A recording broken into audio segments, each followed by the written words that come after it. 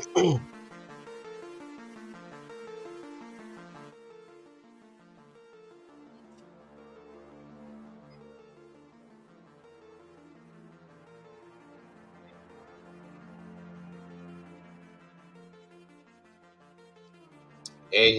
it's Friday. What's going on, everybody? Welcome back. Thank you for joining me today. Today, guys, we're talking about the Bermuda Triangle and anything else pertaining to. So, join me, if you will, while we do this. Thank you guys so much for being here.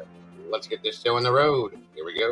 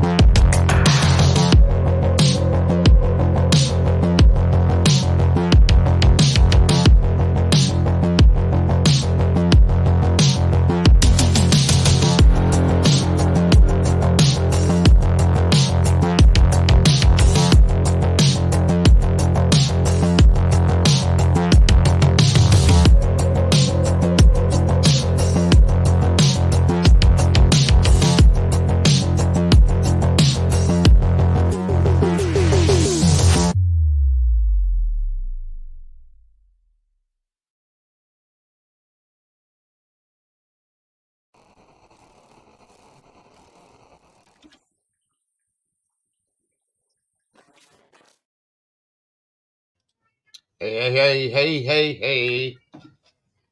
What's going on, everybody? Good to see you guys here again. Happy Friday to everybody. I hope you guys are having a great Friday. Oops, hold on. I forgot. My apologies, folks. I always forget. There we go. I hope you guys are having a great Friday. Hope you had a great night last.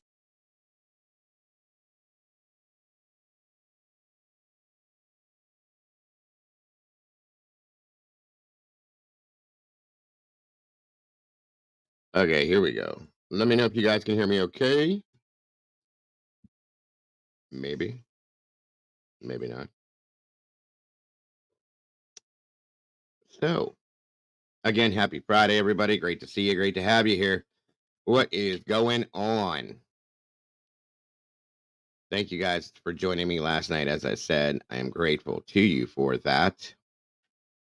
Now we're okay. Good to go. Good deal. Come on in, guys. Grab a seat. Today, guys, we are talking. It is Friday.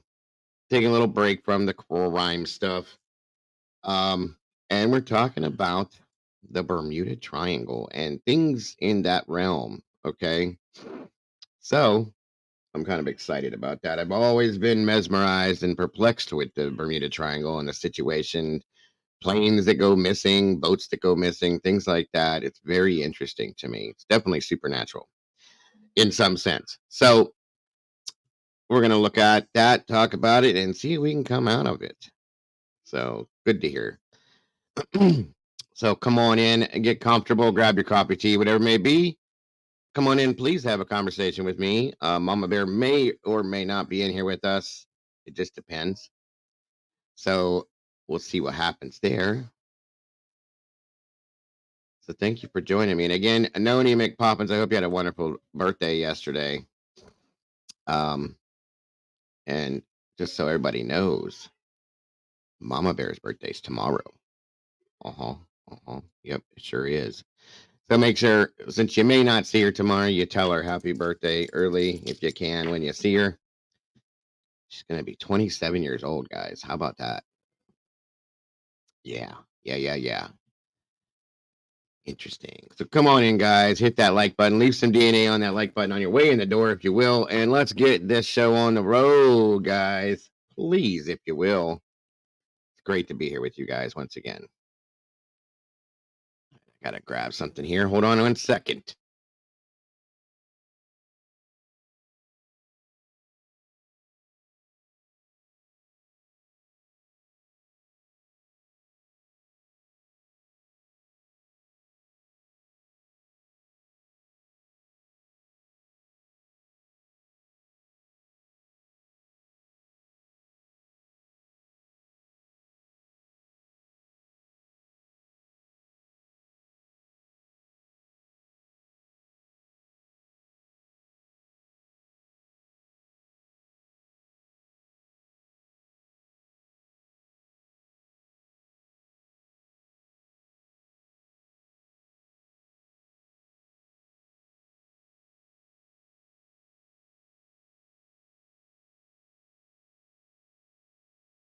All right, all right, all right, all right.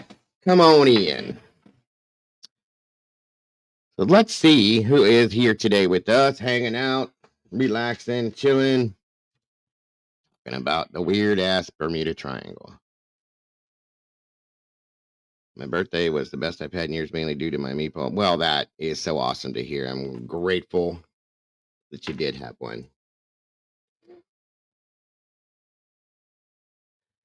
That's awesome.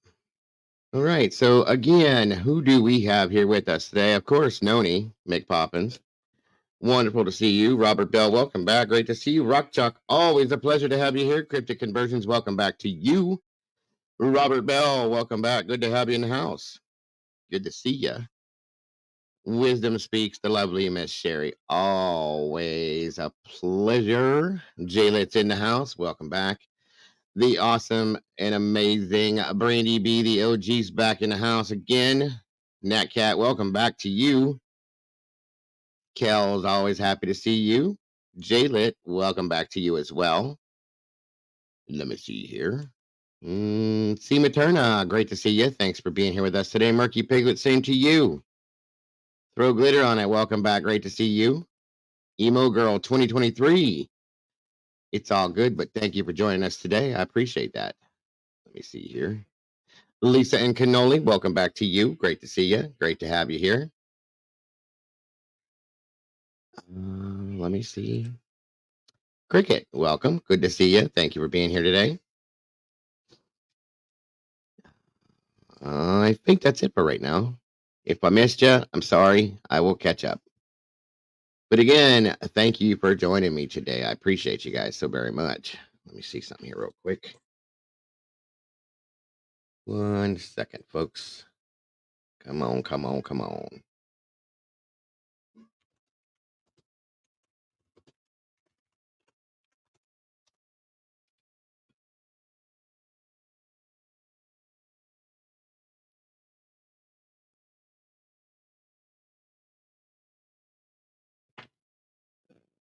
All right, all right, all right. Doodlebug, what's going on? Good to see you. Miss Josie's in the house. Welcome, TGIF. That's right. DS, welcome back to you. Good to see you. Come on in, everybody. We got 42 awesome people in the house. 17 likes. Let's try to make that get a little closer together if we can, everybody. Please, please, please. It is great to see you, Cricket. It seems like a new face. I love seeing new faces. If I'm wrong, my apologies, but I do believe that Cricket's a new face. So please be welcoming everybody as we are. Oh my goodness. Mikey's in the house again. What's up, Mikey? What's going on? Good to see you, brother. Thank you for joining us today. I know Molly's having some connection problems. I don't know why. Yes, that may fall into the same conversation, Cryptic. That's fact. Just so you know.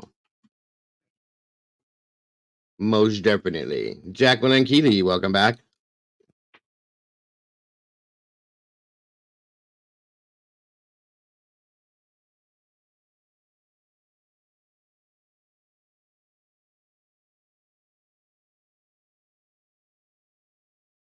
Estrella, first timer, welcome. Good to see you. Good to have you here. Any Cryptic driving now. Hoping I can. Oh, no worries. No worries at all. You don't have to even worry about that, Cryptic. You don't have to explain anything. Rachel Smith, welcome back to you. North Carolina Mountain Man, what's going on, brother? Good to see you.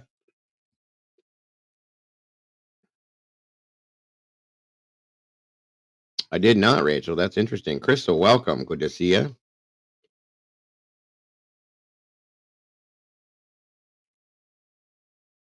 Let's see.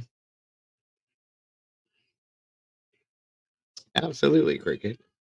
Always welcome. Doors are open and welcome to newbies. We love it. And to all the meatballs that are here floating around in the sauce as we get ready to spill a little bit, welcome to you and thank you. Appreciate you all so very much.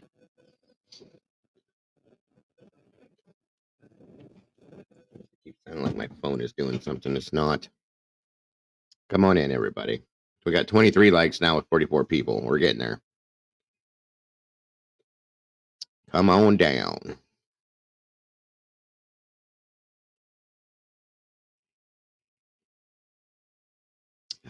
Hold on.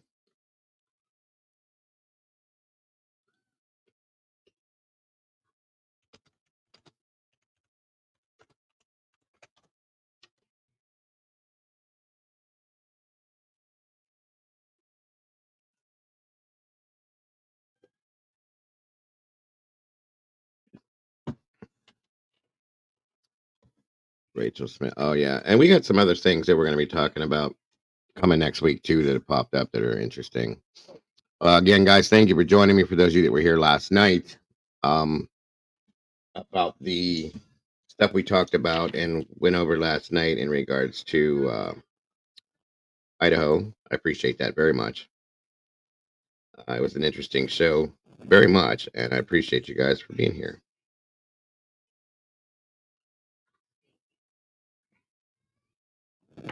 Mark and Betty, welcome back. Great to see you.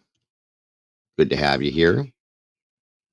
Like I said, taking just a slight break from the crime today. It's Fridays. I like to take Fridays in a different direction just to give everybody a little bit of a break and maybe have a little something different, a little fun, possibly. Who knows? Um, we all know that if we do this crime thing 5, 6, 7 days a week nonstop, it gets a little depressing, guys. We got to release, step away from it here and there, and just do something different. So that's why I take Fridays, since it's the end of the week, before the weekend, and give it a little bit of a break and try to do something different. Jenner, but good to see you. Tanil Ray, same to you. A little bit, yeah, I agree, Tanil. I agree. Next week, there is going to be a day, you guys. I'm letting you know. Something I've wanted to do for a while, but as I want to go back, and I know some of you may be like, oh my God, are you kidding me? So on and so forth, but we've never really done it this way. But I want to go back to the PCA in Idaho. I want to go back and I want to tear the PCA completely apart, piece by piece by piece by piece. And I want to talk about it. And I want to look at it from a different perspective. Okay. I want to try to look at it from a completely different perspective and see. And as I'm looking at certain things, I want to know about protocols and policing and the way that things are being done and why. And maybe we can see it from a different perspective, is what I'm saying. That is something I'm definitely going to do. Um, there's a reason for it. I see what you're doing there, Sherry, but there's a reason for it. We have looked at the PCA and said, oh, that can't be wrong, or that can't be right, that can't be right, that can't be right. That can't be right. That's all we've said. If we look at procedure and look into procedure based on what is in the PCA, that's a different perspective. We haven't seen it from that angle yet. We haven't seen it from the angle of it possibly being right. Other than the only thing I really will not change my mind on is Dylan Mortensen's statement. Okay. I'm just not comfortable with that. And that's just my opinion. That doesn't mean it's right. Okay. But that is a different thing we're going to do. We're going to look at it from that aspect of it, a different perspective, maybe from, and be open minded with it and think maybe some parts of it were done right. Okay. I'm not saying it's going to end up that way. I'm just saying that's how we're going to do it.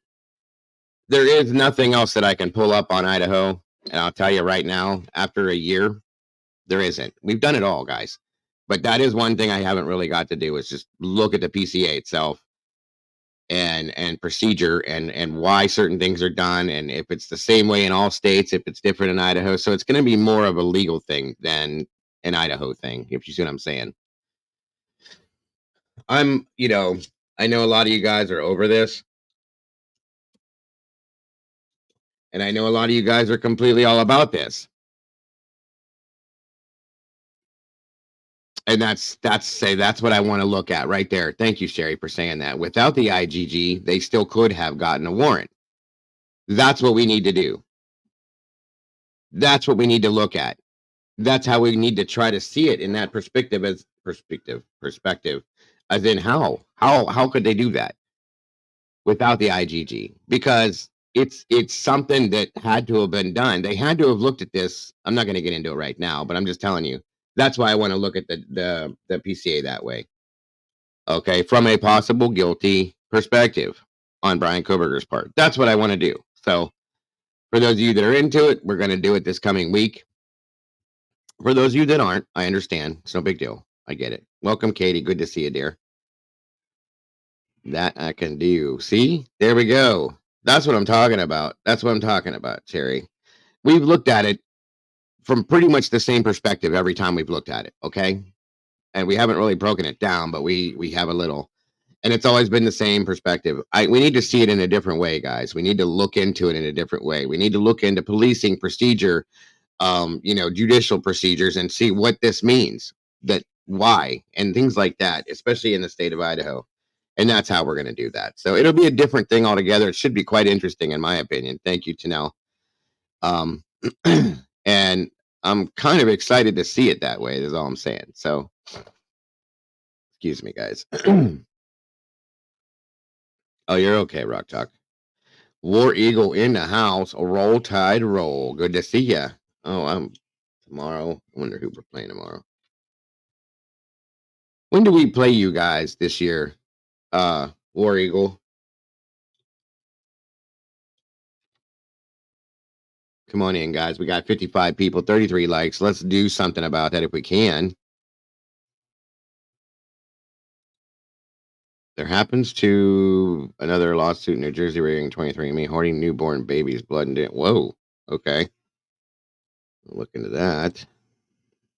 Do you think we know everything the prosecution has? Or is there I think they may have some more stuff, guys. I mean, come on. Let's think about this reasonably for a minute. I know that I have said in the past that they couldn't possibly have anything because they haven't put it out there. But if you sit back and think about this for a minute, they have the death penalty they're holding over this kid's head. Okay. Party of five, welcome. Good to see you. They're holding the death penalty over his head. I'm not saying that I'm changing my mind.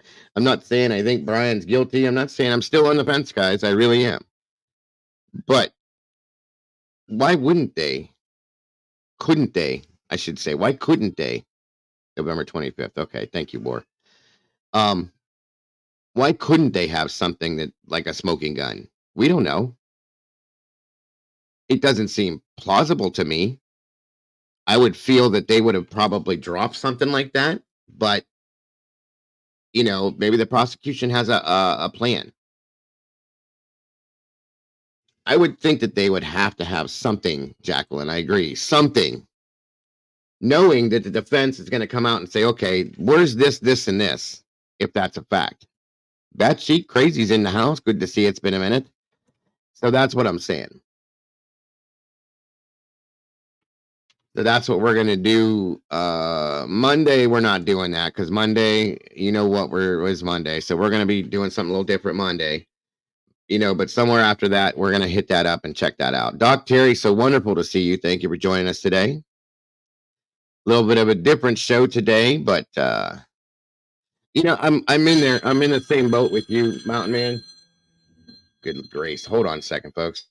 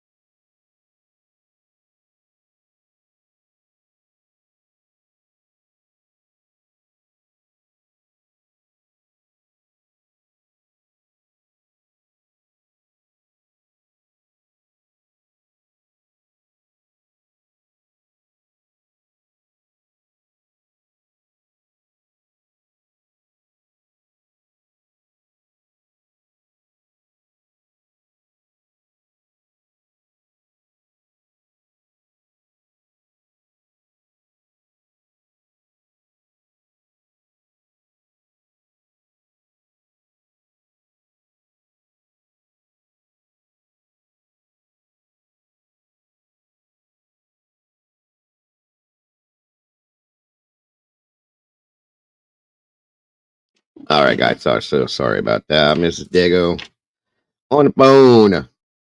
I'm here. Wildfire. Good to see you. Um, Back to what you said. I doubt they have more, but I'm sure we'll be able to add context to it. That yeah, that's a good point. Thank you, Mountain Man. David James, my brother. Good to see you. I hope you're doing well. Good to have you here. Good to see you. Canadian Cat Lady, welcome to you. 72 people with 38 likes. That's awesome. We're getting there. Thank you all for joining me today for this. It's going to be a little different. Like I said, we're going to be talking about the Bermuda Triangle and taking just a tad little break from crime to get a little breather in. And then we'll be back to that this coming week. Was a bit insensitive going back on Halloween. What are we talking about here? Back up. Rachel. If they had anything, they would not have gone back to the house on Halloween. Yeah, I can agree with that. Actually, that day of all days was kind of maybe had bad taste, I think. Niles Buckman, welcome. Good to see you. I hope you're doing wonderful today, Canadian Cat Lady. It's wonderful to see you here. I hope you're feeling good.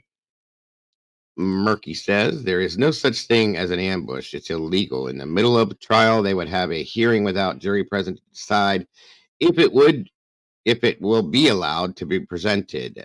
Right. Well, it keeps being stated that they have all this stuff we haven't seen, and I know that we got the 51 terabytes of footage, but we don't know what it is. That's the thing. That's what I'm interested about.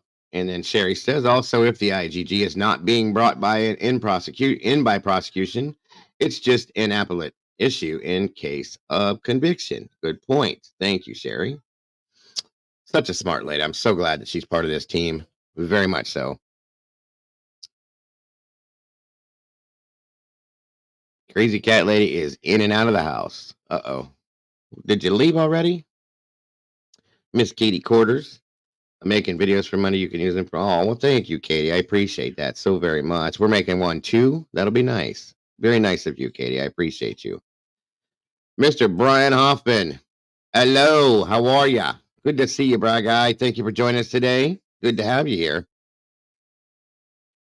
Has anyone seen the movie Satan's Triangle? It's an old one, but I watched it with my sister and bro-in-law's cat jumped on my back. Gotcha. I've never seen it. I'll have to look it up though. Thank you for the info. I love stuff like that. Like I said, we're just taking a slight break from it today because we're always talking about this stuff.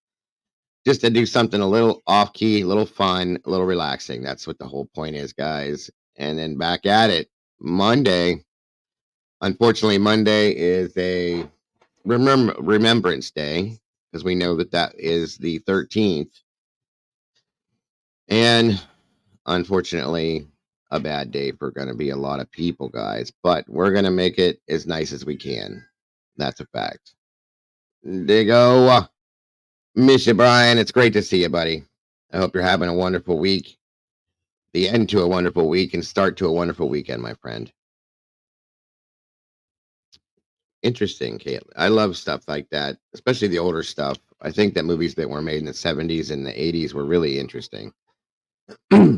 Very interesting. So good to see you, Natural Healing. Thank you for joining us today. Come on in. Grab a seat, please, and join us.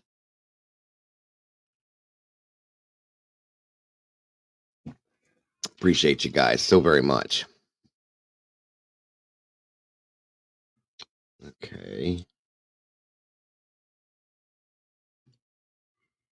Get that show on the road.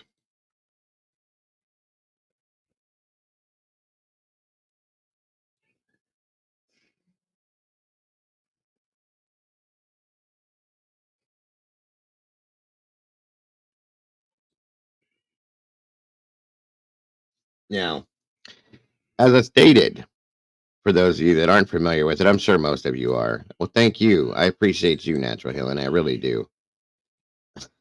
Brian says hi, Fart Doodle. Awesome. Again, guys, when and if you see Mama Bear tomorrow, is her birthday.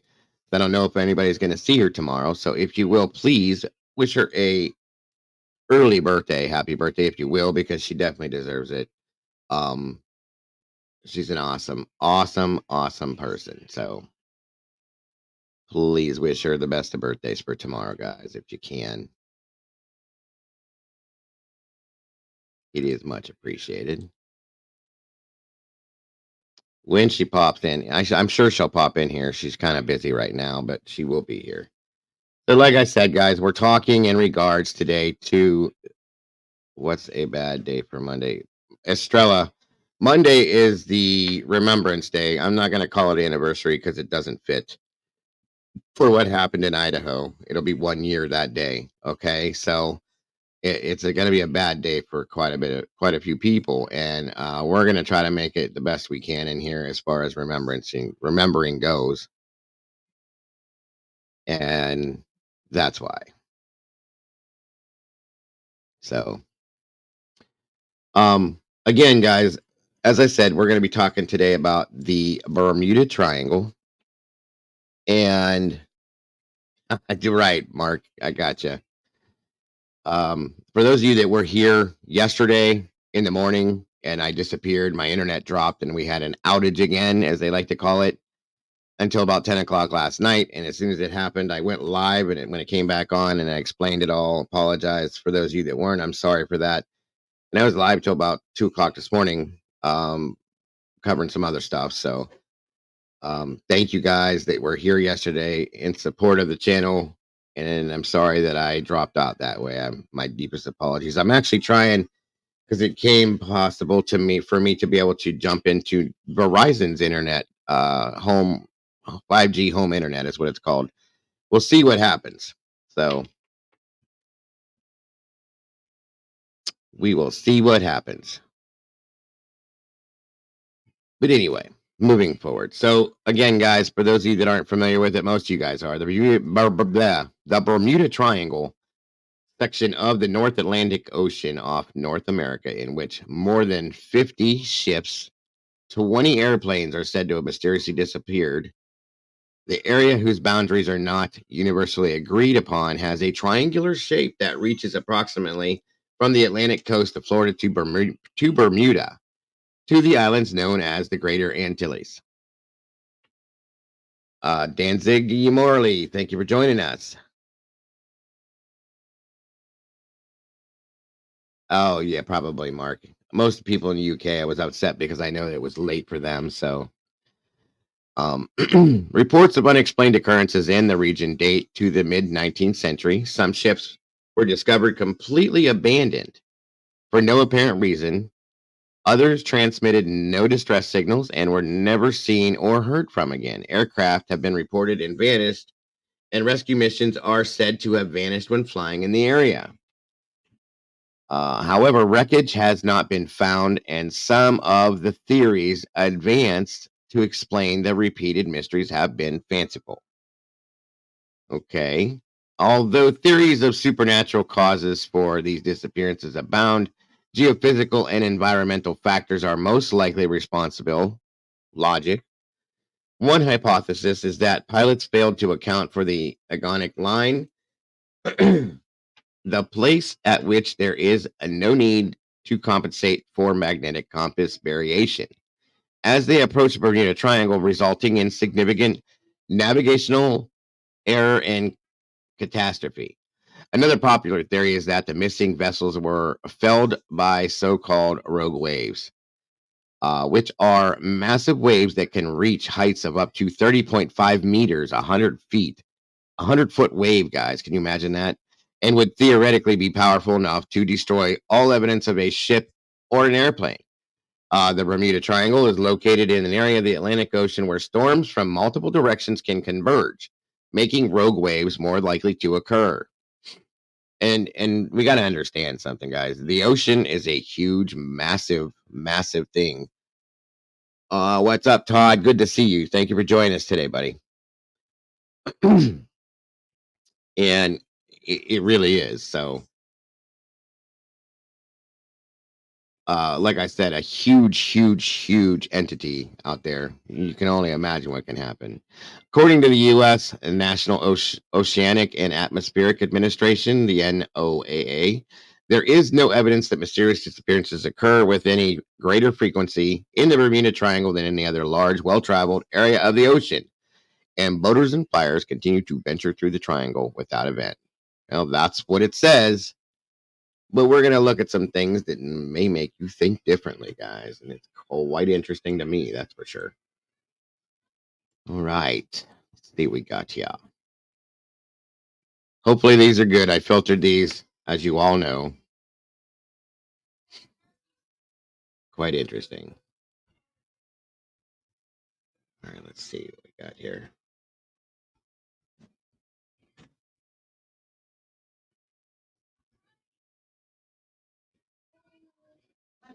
All right. Let's see here. We're going to start here, guys.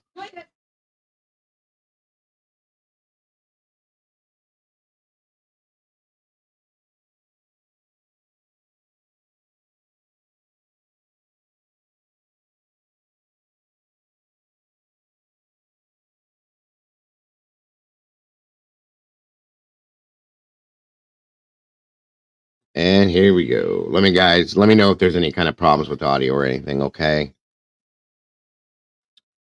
Did it black out again?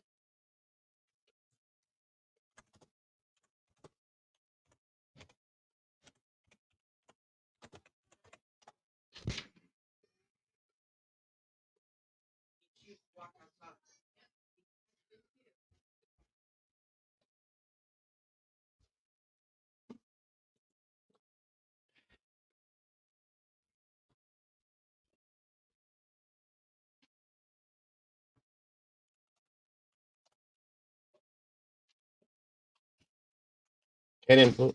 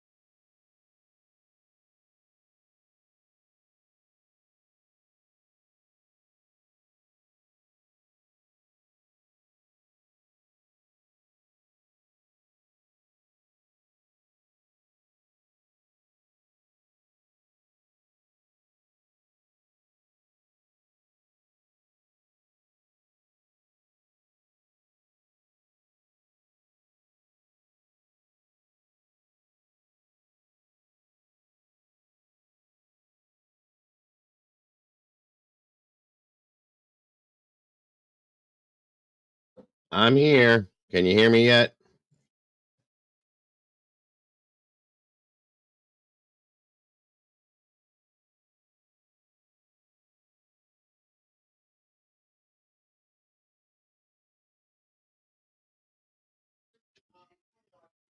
All right, you can hear me.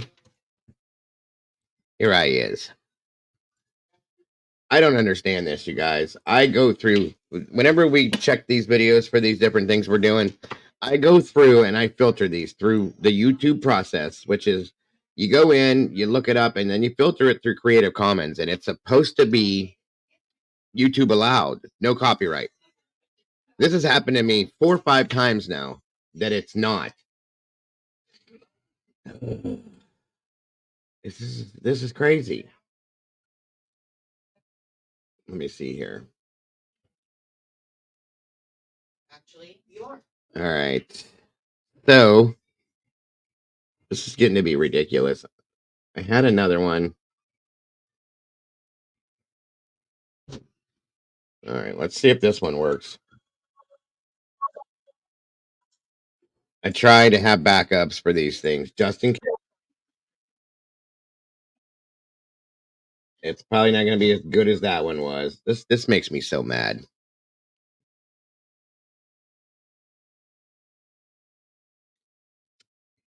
So let's see what we can do here. My apologies on that one, folks, but I do have a backup for this. Hopefully, this one's just as good. Let's try this. Oh no, wait a minute. Is that the right one? Hold on, guys.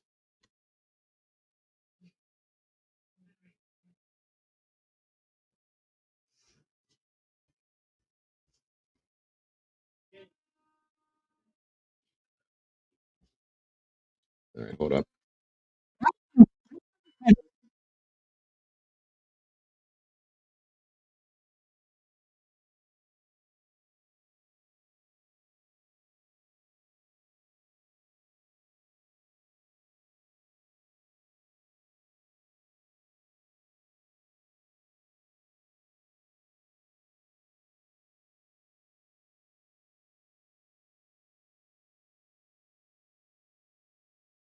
All right.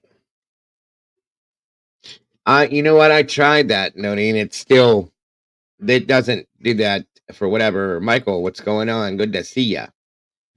That's all right. I got other backups for this now, so no worries, guys. I'm sorry. Let's try this and see what happens. This is filtered too, so if this one works and that one doesn't, it doesn't make sense. They need to get it together, what they're allowing and what they're not allowing. Heard the saying, curiosity killed the cat. As human as we are, there are a lot of things that continue to pique our interest.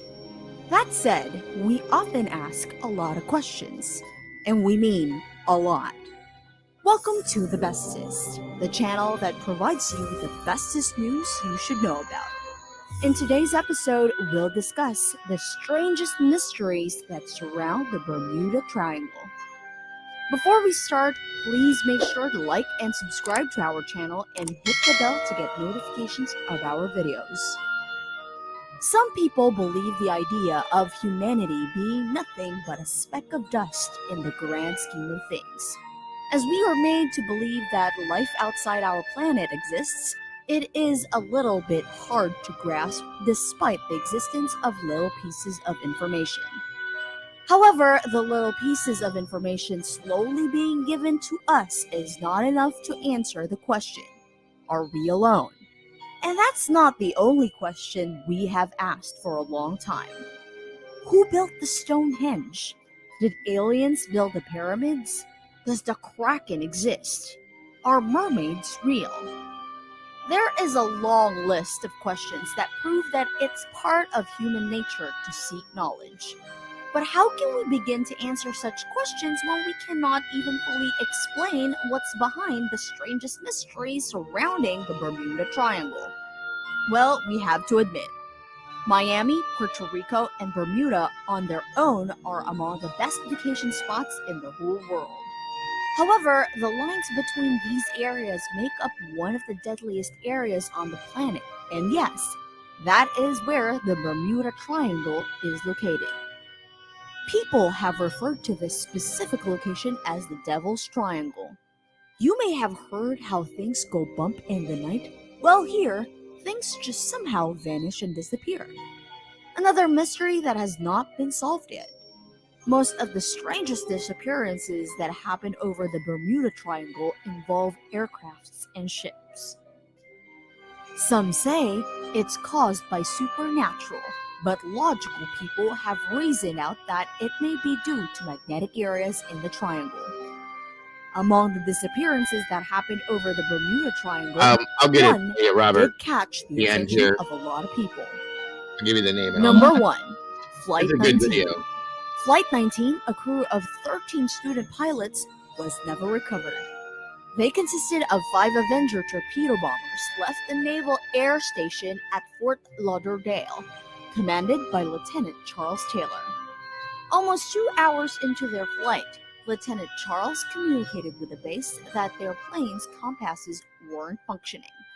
He mentioned that they were over the Florida Keys and the control tower kept giving them directions as their communication signals worsened. This went on for a while until nothing was heard from Flight 19. A rescue mission consisting of 13 people was also sent to find Flight 19, but then they also disappeared. This led the U.S. Navy to report this case as cause unknown. But I'm the here, people on Jacqueline. board Flight 19 and the rescue team were not the only ones who mysteriously vanished in the Bermuda Triangle. Number 2. USS Cyclops. Back in 1918, the USS Cyclops. Now, see, some of these things to me, you guys, it's amazing to me because some of the things that have disappeared into the Bermuda Triangle are huge. I mean, monstrous sized things, okay? Tankers and monstrous boats and stuff like that. It's okay, Jacqueline. You don't have to apologize. Um, it's not your fault. It's YouTube's fault. But what I'm saying is, these things are so monstrously huge that it's amazing to me that something can just disappear or just not be there. You know what I mean? There's a lot of weird weather that goes on. My grandmother used to take cruises when she was younger. She told me about, and she told me herself that they would go through Bermuda, okay, and that every time, like one of the ships that she was on would go through there, that they would.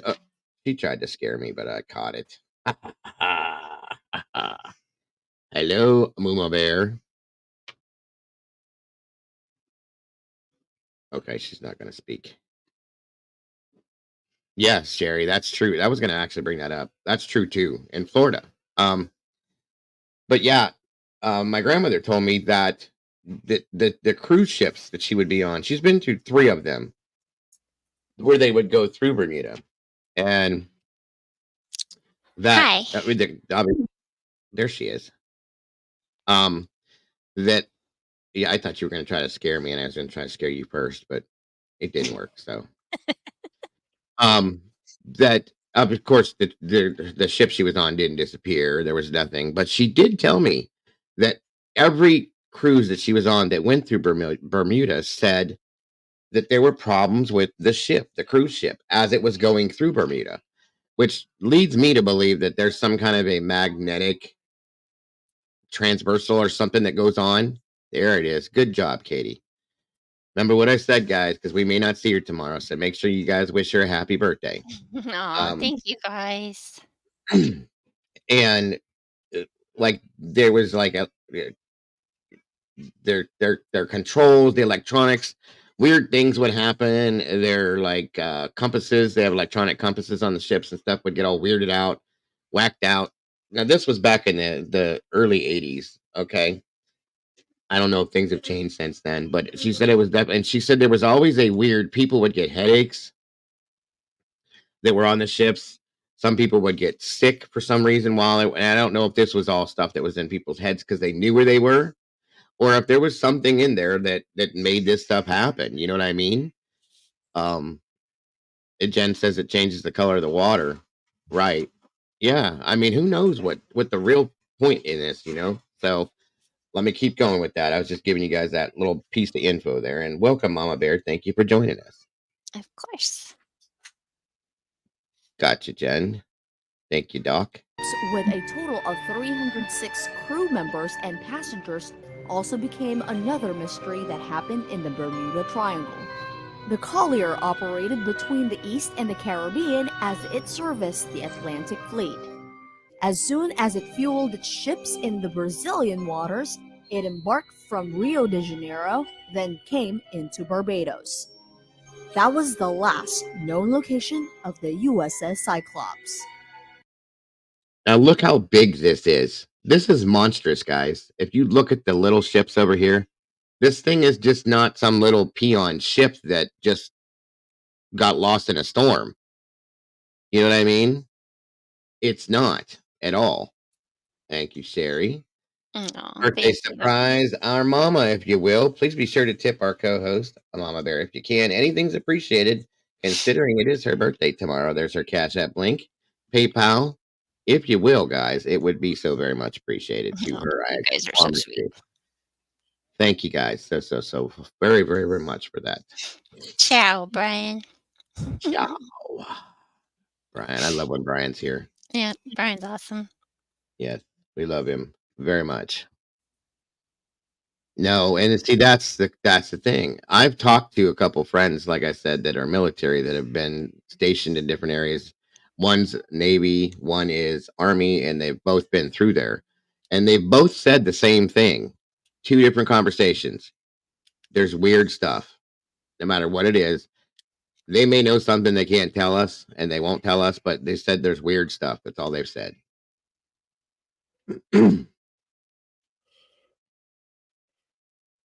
Yeah, exactly, Jen. But again, I just can't get past something this monstrous going through just an area of the ocean and just disappearing, completely disappearing. Like I said, it's not fog, it's not just a storm. It's just it disappeared, as you'll hear in a minute. The ship, as well as its 306 crew and passengers, were never heard from again. And then, another aircraft also disappeared in the year 1948. Number 3. DC-3 airliner NC-16002. It was the DC-3 airliner NC-16002 flight piloted by Captain Robert Lindquist, carried over 2 crew members and 29 passengers from San Juan. The flight was headed to Miami. Once it was 50 miles away from Miami, Captain Robert asked for landing instructions, but there was no reply. Everything went radio silence. Hey, Brian. Then the DC-3 commercial was never heard from ever again. Reports have claimed that the plane suffered electrical difficulties and a low battery power. But no strong evidence has led to believe such claims, making people turn to the supernatural that lingers around the Bermuda Triangle. However, the Bermuda Triangle is not just a place where planes go missing. Number 4. Sylvia El Asa. In 1976, a Panamanian ship, the Sylvia L. Osa, was no stranger to the waters of the Bermuda Triangle. It regularly followed its route near the mysterious area, until one day she fell victim to the mystery that continues to surround those waters until today. Again, another huge She tip. vanished without a trace along with her 37-member crew. Until now, the Coast Guard continues to search for clues about the disappearance of the 590-foot ship. Number 5. The SS Marine Sulphur Queen. Another ship that was ruthlessly claimed by the mysterious waters is the SS Marine Sulphur Queen. It was a tanker that carried a load of molten sulfur. The ship disappeared over the coast of Florida in 1963, along with its 39-member crew. And like most cases, they disappeared without a trace. The previous investigation mentioned that the ship was in such a questionable condition, which could be the reason for its disappearance. However, these were only speculations. Until now, no one knows what really happened to the Sulphur Queen. And if we thought that the Bermuda Triangle was all about collecting vessels and aircrafts, then maybe it's true. Number 6. Flight 201. Flight 201, a Cessna that left Fort Lauderdale in 1984, was headed for the Bimini Island in the Bahamas. Unfortunately, it never made it to the Bimini Island, but it did make its way to the Bermuda Triangle's collection. The passengers, including the pilot and the co-pilot, were all experienced Cessna employees. Yet, something still went wrong. Not even halfway to its destination, the plane mysteriously slowed its airspeed at a significant rate. But no distress signals came from Flight 201. It immediately dropped from the air into the water, as seen by a woman from the Bimini Island who reported the incident. Flight 201 completely vanished on the radar, and despite plunging into the sea about 2 kilometers away from the shore, there was no wreckage or survivors found. The same story goes on for most of the things that suddenly vanish in the Bermuda Triangle, but one story did lead to a halt in the production of such aircrafts. And last but not the least, the Star Ariel. Star Ariel, a Tudor fourth aircraft, the same as the Star Tiger, left Bermuda in 1949. The aircraft was en route to Jamaica with 7 crew members and 13 passengers. Captain J.C. McPhee even reported that things were going smoothly. Everything felt calm and okay until shortly afterwards, a cryptic message came from the captain. He reported that his frequency was changing.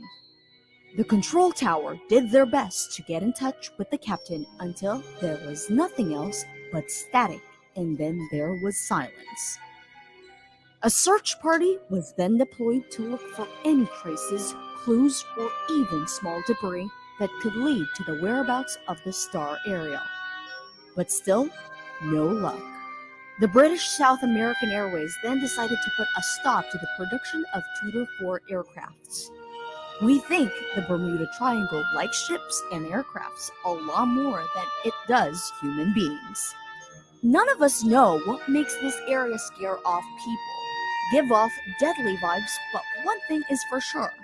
The curiosity of humanity will soon be able to give a logical and rational explanation as to why a lot of disappearances were linked to the area.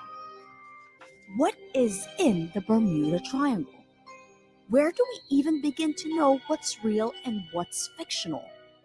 Do aliens actually use the Bermuda Triangle as their headquarters? Well, it could be. But what's your theory behind all these strange mysteries? Let us know in the comments section below.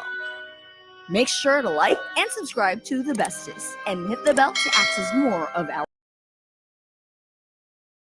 All right. And there is that. And there's been plenty more stories behind this. Okay. And for things like I said that are that big to go missing, it just like blows my mind. Multiple things. And the last one, there was a lady from the island that watched it crash into the water. It slowed way down and then just dropped. And there was no foot, no crash, nothing, nothing found. How is that possible? That's what blows my mind. It's weird. It's very weird. Um, let me see here. Where did that other one go? I wanted you to see.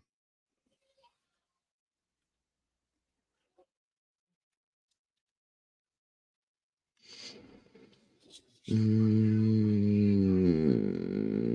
no, no, no, no, no, no, no. No, no, no, no, no, no.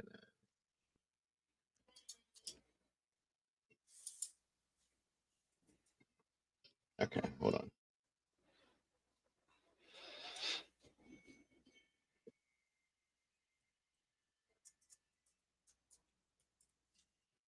Okay, here's the other side of this. Chevy Chase. Karma Police, what's going on? Good to see ya. Thanks for joining us. All right, hopefully this one is good too. I got copyright again on something I filtered that still Oh, good grief.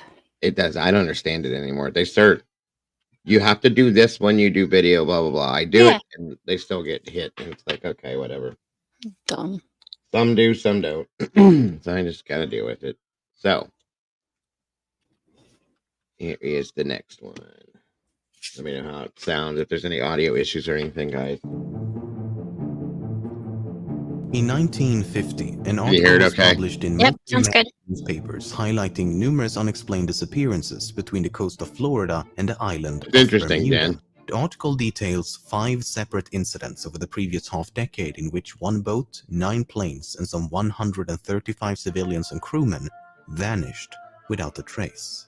It was the first time this particular region of the ocean was suspected of being abnormally prone to nautical vanishments. But as the author failed to provide a cause for this alleged abnormality, a provocative mystery was born. In 1952, a magazine specializing in the paranormal outlined the region of interest as a triangle between the That's what the question is, Rachel. That's what the big mystery is. Where do they go? There has been a couple stories I found that I can't find it again. I read them a long time ago, where people did disappear and then like 20 years later they found the wreckage. It wasn't there. That they looked multiple times in that same area, but then 20 years later it's there. It's very weird. Very weird. I don't know. Right, I know what you're saying, Jen. Yeah. US state of Florida, as well as the 2 islands of Puerto Rico and Bermuda. If this triangular shape seems almost arbitrarily selected, it's because it was. The author makes no attempt to justify their selection of this shape. Once this idea of an enigmatic triangle had been thrust upon the world, its eventual name was inevitable. A 1964 issue of the American pulp fiction magazine Argosy featured a cover with the caption, "Lost in the Bermuda Triangle." The article inside covers many of the same vanishments as the previous 2, but with a severely embellished narrative, complete with fictitious quotes and alarming suppositions. Which is exactly what you'd expect from a magazine predominantly about fiction. Few would suppose a magazine with a sensational cover like this to supply them with a scientifically sound and comprehensively researched analysis. And why would you? Argosy was targeting a very specific crowd. Those who seek to be entertained by mysteries, not those who seek to understand them. The Bermuda Triangle is, and has always been, a mystery for mystery's sake. Very true. The very definition of a legend.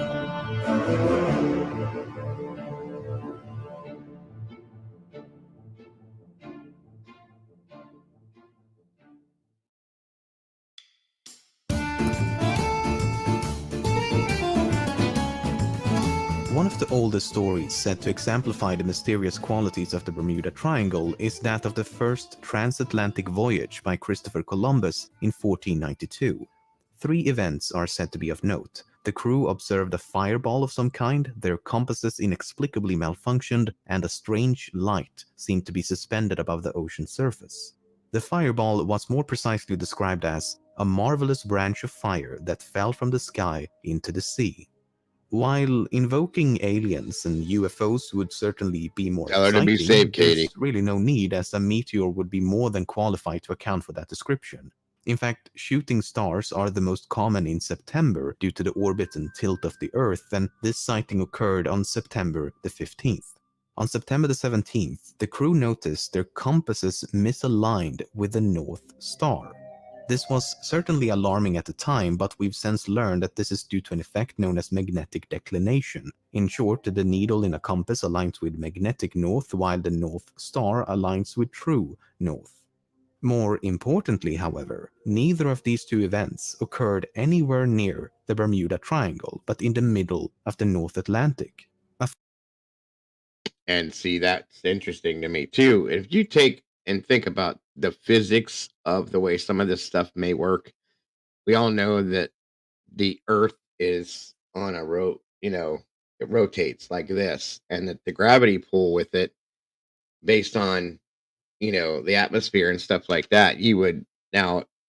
We all know how that works from going through high school and stuff like that. You mean the Earth's And not flat? I'm sorry. Are you trying to tell me the Earth's not flat? Nope. Sorry. Dang it. We're gonna have to have a private Somebody lied to conversation. me again. Yeah. Don't worry, guys. I'll talk to her privately. No big deal. Just kidding. And so is she. But yeah, the gravitational pull and all that, the axis that the Earth spins on. If you think about those things in comparison to what goes on in here, it makes you wonder: is it all based on stuff like that? The whole thing that Jen's been talking about with this magnetic pull that whirls around in there. Think about it for a little bit, and if you understand physics at all, it's quite interesting to think about how that would work, and it makes you wonder what is there, what is specifically in that triangle. Does it Mm. is it different than everywhere else on the planet, or is it like that all over the place in certain areas? You know what I mean? So I don't know. Just a little thought, guys. That's all. Fact that many seem to conveniently disregard. However, the strange light was indeed sighted within the confines of the triangle.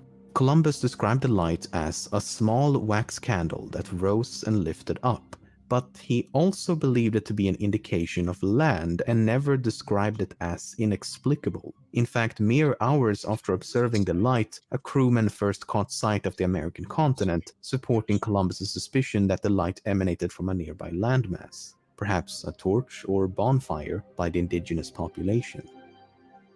As should be evident by now, this is all very mysterious, as long as you refrain from looking beneath the surface. 447149, Jack! Tell me something. What the hell is happening here? It's flight number 19. 19 what? No worries, Training Kelly. mission Sorry with the about that. Naval Air Station at Fort Lauderdale. Who flies crates like these anymore? No one. These planes were reported missing in 1945. Flight 19, featured here in Close Encounters of the Third Kind, is possibly the most famous disappearance connected to the Bermuda Triangle. Some would argue it is the catalyst for the entire phenomenon. The story goes like this. On the 5th of December 1945, a squadron of 5 planes departed a naval air station in Fort Lauderdale, Florida. It was a routine navigation exercise that should not have posed a problem for these 14 experienced pilots and crewmen. Some 2 hours into the exercise, the squadron was supposed to be heading back when the pilot of the leading plane reported that he'd become disoriented as both his compasses were malfunctioning. Multiple stations maintained sporadic contact with Flight 19, attempting to determine their current location with little to no success. Communications between the 5 planes were also intercepted, and they could be heard arguing over directions and bearings. As the minutes passed, The signal between the towers and Flight 19 gradually weakened, and it Interesting. became increasingly difficult to maintain a stable line of communication. Roughly 4 hours after takeoff, Navy personnel was able to approximate the flight's current location at some 200 kilometers north of their intended flight path. A flying boat with designation That's right, ST-49 Dan. was consequently dispatched to this location, but after a routine transmission, it inexplicably disappeared. 5 hours after takeoff, a final transmission was intercepted. It was simply a failed attempt by one plane to contact another, and Flight 19 was never seen or heard from again. It sure sounds mysterious, but I suspect the devil is not in the ocean, but in the details. The 5 planes were piloted by 4 students and 1 flight instructor named Charles Taylor. Upon departure, one of the students assumed the role of flight leader while Taylor merely acted as a supervisor. After turning north towards the island of Grand Bahama, Taylor believed the student to be guiding them in the wrong direction, so he assumed command of the flight. As you read the radio logs and testimonies by Navy personnel, it becomes evident that Taylor confused the islands in the Bahamas for the islands in the Florida Keys. He was heard saying, "Both my compasses are out, and I am trying to find Fort Lauderdale, Florida. I am over land, but it's broken. I'm sure I'm in the Keys, but I don't know how far down, and I don't know how to get to Fort Lauderdale." In other words, he confused his actual position for this position. This may be hard to accept, as Taylor was an experienced pilot, but then consider this. Taylor had previously been stationed as a flight instructor at the Naval Air Station in Miami, and training exercises launched from Miami took place over the Florida Keys. Prior to that, he'd been stationed at Key West in the Florida Keys. So it's entirely possible that Flight 19 was Taylor's first time flying this route over the Bahamas. Something that further supports this theory is that Taylor initially identified himself as MT-28, standing for Miami Torpedo Bomber 28. His correct ID was FT-28 for Fort Lauderdale. This growing confusion of what he knew from experience and what he saw outside his windows is likely why he came to distrust his instruments, as it's highly unlikely that both his compasses interesting. Thanks, malfunctioned Jen. simultaneously. Never knew As that. Taylor thought he was in the Keys, he continued flying north in an attempt to reach land, but this had the opposite effect of taking them further out to sea. He was also disincentivized from turning west, as from Taylor's perspective, that would have taken them into the Gulf of Mexico. In reality, turning west would have saved their lives. Meanwhile, the weather was getting worse, the sun was setting, visibility was poor, and the sea grew increasingly violent. The logs reveal how truly desperate the situation became. At one point, Taylor informed his students, "Flying close formation, and when one plane drops to 10 gallons of gas, all planes will land together," suggesting that even in the event of a crash, they would remain as a group. He later continued, "I suggest we fly due east until we run out of gas. We have a better chance of being picked up close to shore." At this point, they're flying away from the coast, out towards the open ocean. Some of the last discernible messages reads, "Have to land on water unless landfall. We may have to ditch any minute." That I didn't know, Noni. Thank you. Then there's the flying boat ST-49. ST-49 And was yeah, I initially have, scheduled Shelley. for a night navigation exercise when, upon getting a fix on the location of Flight 19, it was diverted into a search and rescue mission. After a routine departure transmission, it was never heard from again. But it was likely seen again. 23 minutes after ST-49 took off, a ship reported seeing a plane catch fire and explode upon impact with the ocean. The resulting inferno continued for several minutes, with flames rising some 30 meters above the ocean surface. Once the ship reached the location of the explosion, it found debris and a pool of oil, but no survivors. Yet another ship equipped with radar observed as a plane vanished from the screen at the exact same time the explosion was sighted. While an explosion is certainly surprising, given that pre-flight checks revealed nothing of note, the plane had went aground due to a malfunctioning engine the day before. What exactly went aground entails is not elaborated upon, but it did warrant inspection of the plane's hull. Some Navy personnel immediately presumed the reported explosion was linked to the missing ST-49. Despite a systematic and week-long search involving tens of ships and hundreds of planes, nothing and no one was ever found. Though multiple planes and ships did report sightings of flares and various debris. All available evidence suggests that Flight 19 crashed into the ocean once they ran out of fuel, while ST-49 combusted and exploded, possibly due to a malfunctioning engine. The 6 planes and all 27 airmen aboard sank into the ocean, leaving no trace behind. But not every incident can be so thoroughly explained.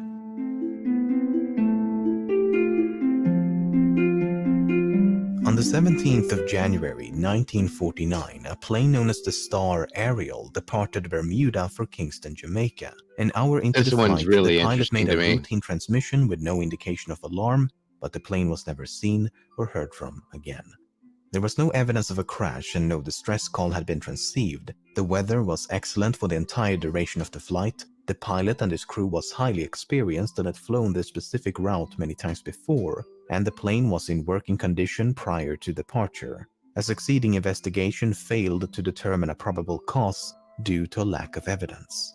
But what makes this even more mysterious is that a sister plane known as the Star Tiger had vanished under similar circumstances the year before. On January the 30th, 1948, the Star Tiger disappeared while approaching Bermuda from the east. The pilot and the rest of the crew were highly experienced, but the weather was not ideal with strong winds and heavy rain. The strong winds had blown the plane off course just an hour before their last transmission, and they were never seen or heard from again. The succeeding investigation concluded, "In closing this report, it may truly be said that no more baffling problem has ever been presented for investigation. What happened in this case will never be known, and the fate of Star Tiger must remain an unsolved mystery." But even in information-deprived cases like these, natural explanations do exist. For example, the accident report of the Star Tiger revealed that the plane had been poorly maintained and known defects remained unrectified. Subsequent investigations also found that this particular type of airplane had a heater in the cabin that was prone to malfunction, and due to poor design, there was a chance of combustion and explosion. 2 pilots experienced with this type of aircraft believed this was a real possibility, and one of them stated, "My theory is that hydraulic vapor escaped from a leak which got onto a hot heater and caused an explosion."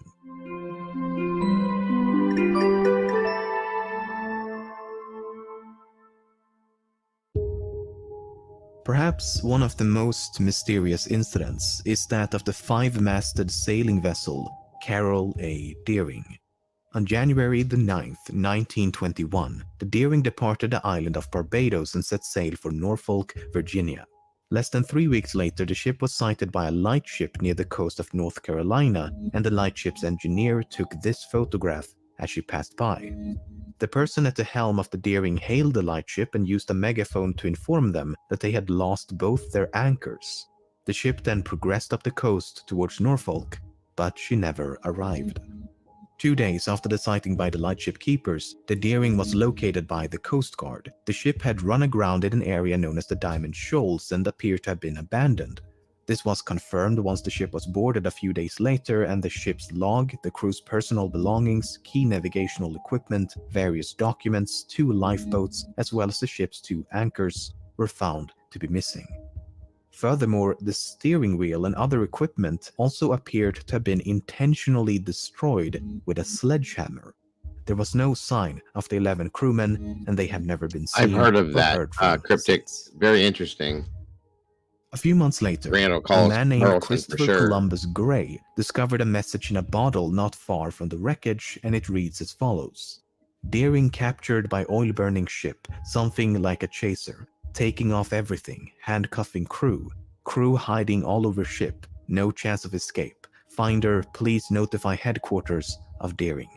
The message was perceived to be genuine, and thus it was presumed that the crew of the Carol A. Deering had fallen victim to piracy.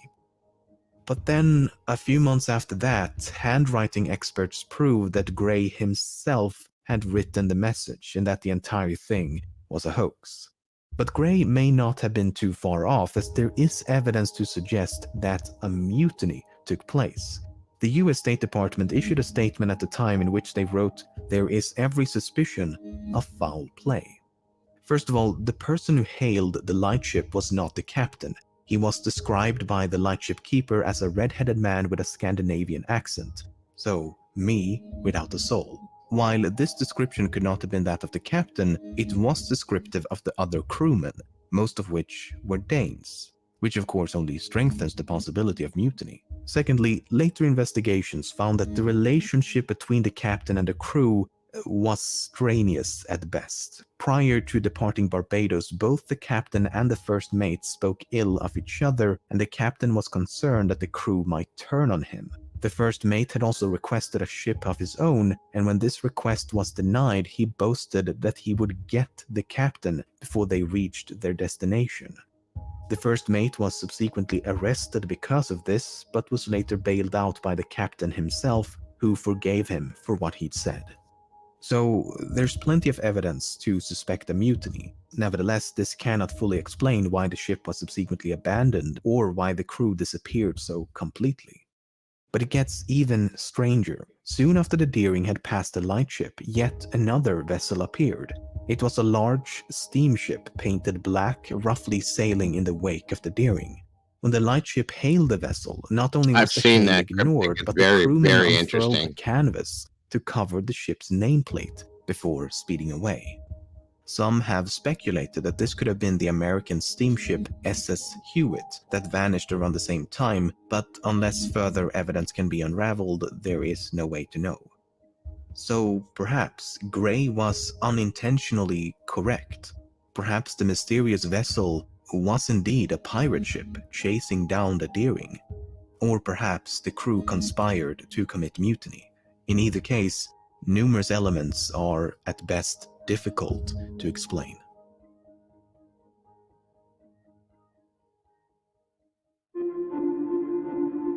To conclude this video, I'd like to talk about the triangle itself.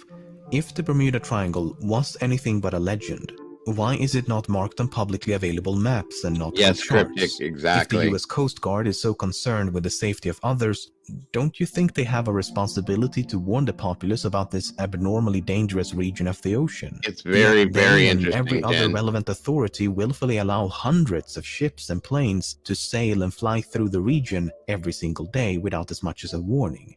If we need a sign for wet floors, a sign for imminent death by supernatural forces, seems justifiable. After all, the region that is the Bermuda Triangle is a highly trafficked region of the ocean.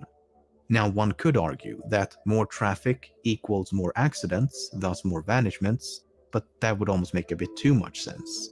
One of the articles I showcased at the beginning of the video concludes with this open-ended question. Will somebody please come up with an explanation or even suggestion as to just where all these planes, ships, and possibly submarines did go? I'm gonna take a wild stab at this and say the ocean.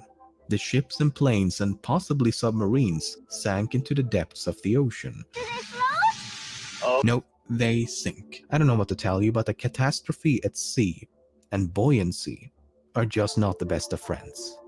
Besides, do you really want to listen to a clown in a sewer drain over the physical loss of reality itself? Oh, yes. They float, Georgie. They float. Okay, maybe I'm overtly facetious at this point, but the absurdity of this phenomenon is also what makes it so fascinating to me. Despite my best efforts, I've been totally unsuccessful in my attempts to understand what exactly constitutes as a Bermuda Triangle disappearance. How does one know when to attribute a missing craft to the Bermuda Triangle? It sounds like, and it truly should be, an easy question to answer, but it is anything but. In some cases, such as in the case of Flight 19, the incident occurred within the general confines of the triangle, but Flight 19 is an exception. Most vanishments occur when the route of a plane or ship simply overlapped the triangle. In 1963, a ship known as the SS Marine Sulphur Queen departed a harbor in Beaumont, Texas, heading for Norfolk, Virginia. Her last known location was here, but then she just vanished, as if sinking into some inexplicable abyss. Her disappearance is blamed on the powers of the Triangle, despite the fact that the ship is just as likely to have disappeared in the What it Gulf of do, Mexico. KT? Good In to fact, see the Coast you. Guard believes she disappeared just before reaching the Florida Keys, but what do they know? In 1954, a plane disappeared while traveling between the US state of Maryland and the Azores. It is said to be a victim of the Bermuda Triangle despite being outside its boundaries. It's even more embarrassing in the case of the aforementioned Carol A. Deering, as she safely traversed the entire Bermuda Triangle, only to go all hocus pocus once she had cleared it. Proponents will often justify these inclusions by invoking arguments of adjacent regions. In other words, disappearances in close proximity of the triangle should be considered part of the triangle. Okay, but how far do these adjacent regions extend? Is the Gulf of Mexico an adjacent region? The Caribbean Sea? The coast of Brazil? The coast of Nova Scotia? The entire North Atlantic, perhaps? If that's the case, why even bother with a triangle to begin with? I've compiled a list of some 40 disappearances said to be connected to the Bermuda Triangle, and if they are all to be included, I think we need a bigger triangle. If anything, the true mystery behind the Bermuda Triangle is why people so adamantly insist upon it being mysterious. As far as I can tell, there is nothing uniquely conspicuous about this location as compared to the rest of the ocean. Ships and planes vanishing without a trace is unfortunately quite common and certainly not limited to a corner of the North Atlantic Ocean. The amount of vanishments in a given area is largely dependent on factors such as the amount of traffic, the frequency of adverse meteorological phenomena, and the presence of powerful oceanic currents. The Bermuda Triangle ticks all three boxes. There's a ton of traffic, it is frequently invaded by hurricanes and storms, and it is intersected by the Gulf Stream. But I have to say the most crucial flaw of this alleged enigma is the variation.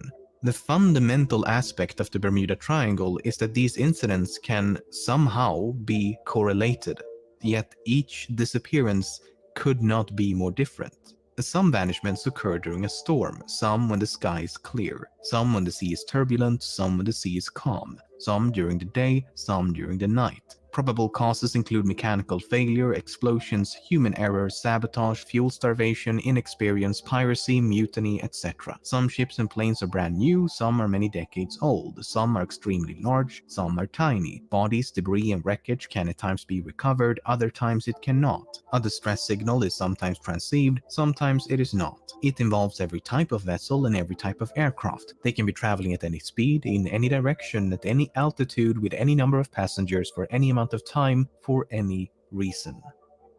Whatever this mysterious force is, it is certainly not selective about what, when, or how it strikes.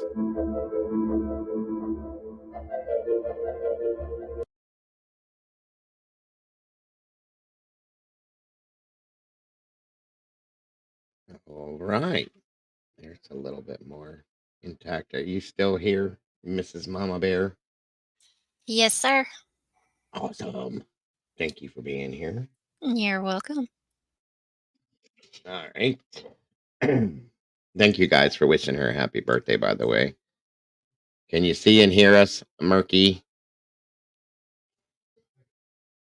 Again, welcome, Lindsay. It's good to see ya. Oh, la la la. Hold on a minute here.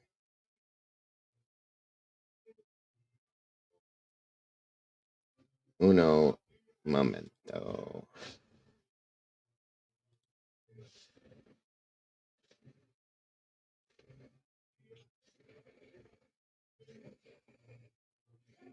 All right. Something I wanted to show you guys.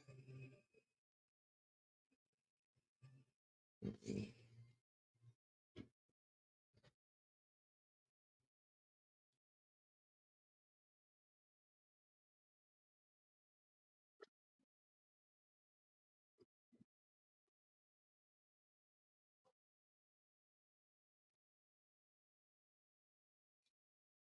Okay. All right. Here we go.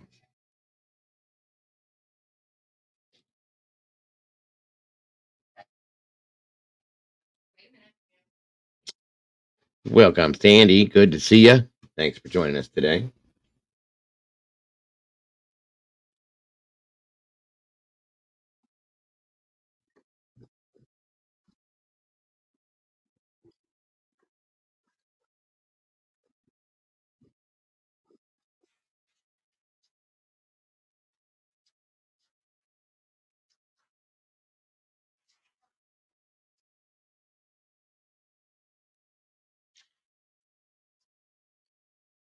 Associated with it. And in today's video, we're diving into some bizarre an airplane, and All all of right. a sudden, the needle of the compass starts spinning nonstop, and you lose track of your location. This is exactly what happens to some airplanes that fly and ships that sail into the Bermuda Triangle. They just vanish into thin air with no traces left behind. This is astonishing and terrifying at the same time. You may have heard a lot about the Bermuda Triangle and the spooky incidents associated with it. And in today's video, we're diving into some bizarre conspiracy theories that explain what's going on with this place. From alien interventions to sky-high waves to wormholes, we will explore the unknown facts about what is considered the most mysterious place on Earth. Before we get started, don't forget to click on that subscribe button and leave a comment, as it's the best way to help us grow as a channel. The Bermuda Triangle, also known as the Devil's Triangle, is an imaginary area located off the southeastern Atlantic coast of the United States. It is well known for a high incidence of unexplained losses of ships, small boats, and aircrafts. The apexes of the triangle are generally accepted to be Bermuda, Miami, Florida, and San Juan, Puerto Rico. Interestingly enough, you won't find the Bermuda Triangle on any map, and the U.S. Board on Geographic Names does not even recognize an area called Bermuda Triangle. The most famous Bermuda Triangle mystery happened in 1945. On December 5th, 5 U.S. Navy Avenger bombers, designated as Flight 19, flew into the area on a training mission. Every one of them disappeared without a trace. A rescue plane sent to search for them also disappeared. In total, 6 airplanes and 27 men were gone, and it gets even more unusual. An underwater explorer thought he found the wreckage of the planes in 1991. When the planes were identified, they weren't the planes from Flight 19, they were other military aircrafts that had crashed at some other time in the same area. There are several more similar incidents that will give you goosebumps. Hey, Zelda. Even Italian explorer Christopher Columbus wrote about the mystery of the Bermuda Triangle. He mentioned about the malfunctioning of his compass and seeing a fireball in the Some sky. of these are like What happens in this place remains a replays mystery of to other this things, date, but there's but different there are stuff many mixed in with them too. astonishing and exotic theoretical discoveries by people who have tried to find answers. There is a belief floating around that the mythical lost city of Atlantis once lay deep beneath the Bermuda Triangle. An American psychic named Edgar Cayce, who claimed to have the ability to channel answers to questions pertaining to Atlantis, has written about a trail of energy crystals that were once used to fuel the lost city of Atlantis. Charles Berlitz, a world-renowned author who has written about paranormal phenomena, has heaped onto this hypothesis, claiming that Atlantean technology, including crystal energies, is still functioning in the bottom of the ocean at the Bermuda Triangle, creating mechanical failures in the boats and Hey, planes man. above. Reports of the discovery of the ruins of Atlantis have surfaced countless times, but no conclusive evidence of its existence has ever emerged, so this theory doesn't make much sense. A few years ago, scientists at the University of Southampton in England claimed that the waters of the Bermuda Triangle were especially ripe for rogue waves due to storms moving in from all Good to sides. see you, Annie. A rogue wave is a big, unpredictable crest of water that is twice as tall as the waves surrounding it. According to the experts, some of the waves could reach 100 feet in height. This could explain the disappearances of ships, but it couldn't explain what caused airplanes to crash. Some theorists believe that 11,000 years ago a comet crashed to Earth and landed on the ocean floor of the Bermuda Triangle. Believing that this comet may have strange electromagnetic properties, it could disrupt compasses and other navigational tools. Unlike most places on Earth where a compass points towards magnetic north, the Bermuda Triangle is a location where a compass points towards true north. The difference between the two is called declination. This theory can be easily disproven as it assumes experienced pilots were unaware of magnetic declination, which is unlikely. Also, it fails to explain the numerous boats and planes that safely pass through the area without any incidents. The most famous theory about the Bermuda Triangle, of course, concerns the actions of extraterrestrial beings. It comes as no surprise that UFOs often accompany conspiracy theorists. UFO enthusiasts argue that the triangle is a stargate that extraterrestrials use for intergalactic travel. Accordingly, aliens utilize the Bermuda Triangle as a gateway to Earth, using their advanced technology to conduct research on the human species. Again, there is no solid proof about advanced alien technology, let alone aliens, so this theory is pretty far-fetched. Meanwhile, some people believe the Bermuda Triangle is a portal to another space and time. It is located on Earth where the fabric of time is so thin that travelers can slip through it and emerge on the other side of a completely different time. Bruce Gernon, a renowned pilot, has written several books about his encounter at the Bermuda Triangle. Gernon claims that he personally experienced something extraordinary in the area. His aircraft became surrounded by a strange fog, and suddenly he found himself 100 miles ahead, without any logical explanation. This gave him reason to believe that this was an incident of teleportation. Another theory about the mystery of the Bermuda Triangle involves pirates. Piracy occurs in all seas around the globe. The U.S. Department of State has previously cautioned against the possibility of encountering vessels engaged in illicit activities near the Bahamas. During the golden age of piracy from 1650 to Yes, a 1730, wormhole. Bermuda produced its fair share of scallywags to go up against the likes of pirates such as Blackbeard.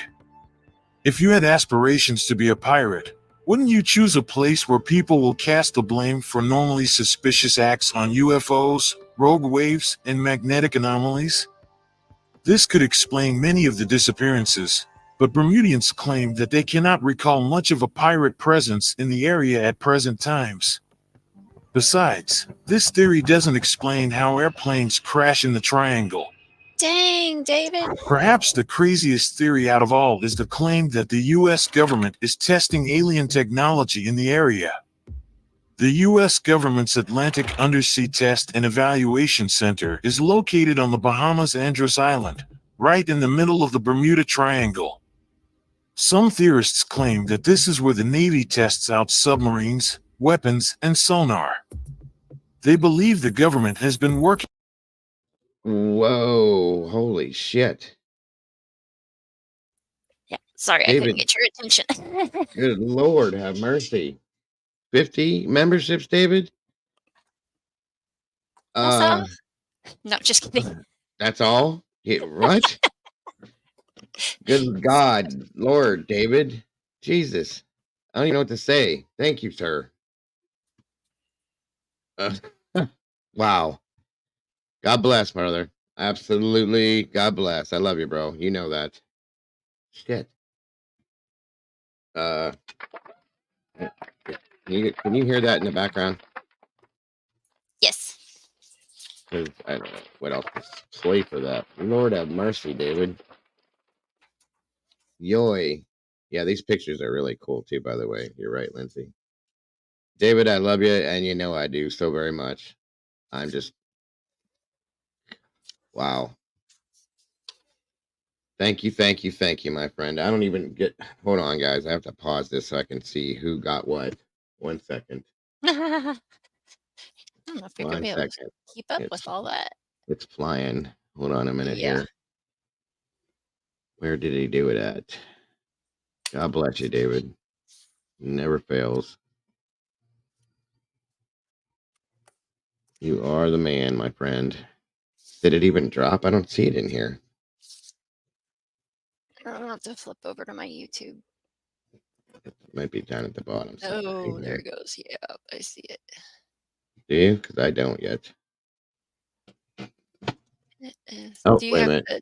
Oh, there it is. Yeah, I see it now. Good Jesus, that's Truth Oh, Seeker, Kimberly Barrett, Lindsay, Leah Story, Taylor, Elaine Elizabeth, I'm sorry, Country Sunset, Danielle, Lucille, Sweet Melissa, Tammy Z, Salty Grace, Tasha Lee, Tammy Lynn, Mindy JC24, Murky Piglet, Sandy Toes, Zena's Ram, Jenny, or I'm sorry, Sunny Struck, Winnie Wallace, Sal C68, Kate. Are there more? Or was that it? mhm. I think that was it. David, thank you again so very much, brother. I appreciate you. Like I told you guys before, you guys don't see him often because he's a busy man, but David is an actual friend of mine. Um, Not just a subscriber, and he's been around for a long time before I even came into True Crime, guys. So again, David, thank you so very much. We love you. Well, Robert, honey, you're a member, so you won't get gifted a membership. I don't think if you're already a member. No, you can still get gifted, but Oh, it doesn't. I don't know why. I think it only hits you so many times in a row. You know what I mean? It has to roll through and then it'll hit back again. Yes, David is amazing, guys. For those of you that aren't familiar with him, he very much is. Where did my video go? There it is. Sorry, guys. Well, welcome to all the new meatballs. Appreciate that and appreciate you. And welcome to this sauce. We're gonna need another pot of sauce, that's for sure. mm. Good Lord. Thank you again, David. God bless you, sir. Thank you, friend. Thank you. Thank you. Wow. Back to this real quick. I'm starstruck again. Wow. Welcome, Valerie. Good to see you, dear. Working Boom. with aliens, All right. and that the Atlantic Undersea Test and Evaluation Center is actually a testing ground for reverse engineered alien technology. With all of these crazy theories floating around, have you ever wondered which ones to actually believe?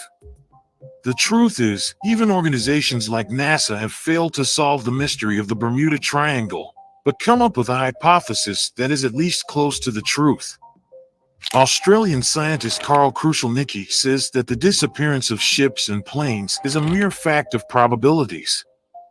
He claims that the number of airplanes and ships that go missing in the Bermuda Triangle is the same as anywhere in the world on a percentage basis.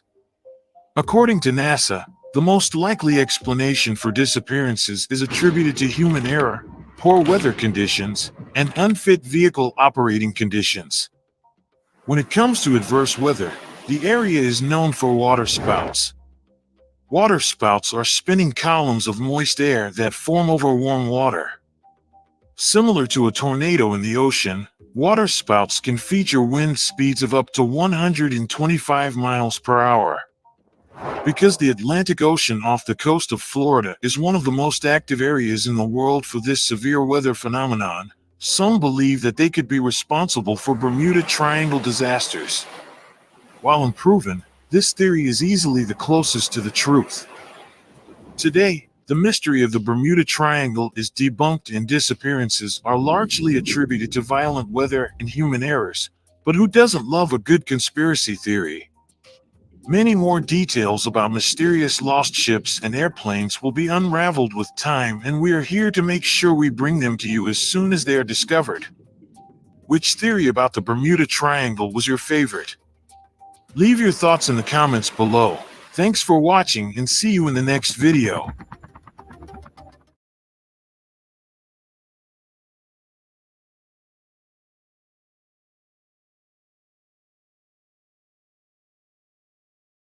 All right. Very interesting. Again, thank you, David, for that, brother. Much appreciated. Much appreciated. Um, Very, very generous.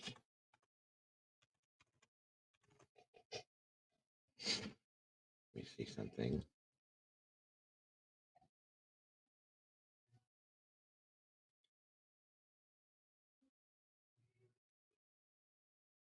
One second, guys.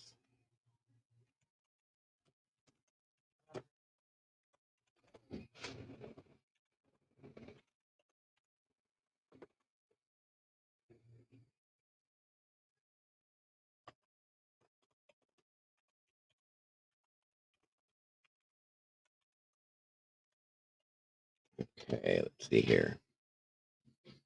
Yeah, David is an amazing person. He's got a huge, huge heart. He's a beautiful soul. He's a great guy, Robert. For those of you that he doesn't get to come around often because he's busy a lot, but he is definitely a good person. He's a good friend and always has been from the moment that I met him. Okay, there's another little thing I was going to put up here for you guys to see.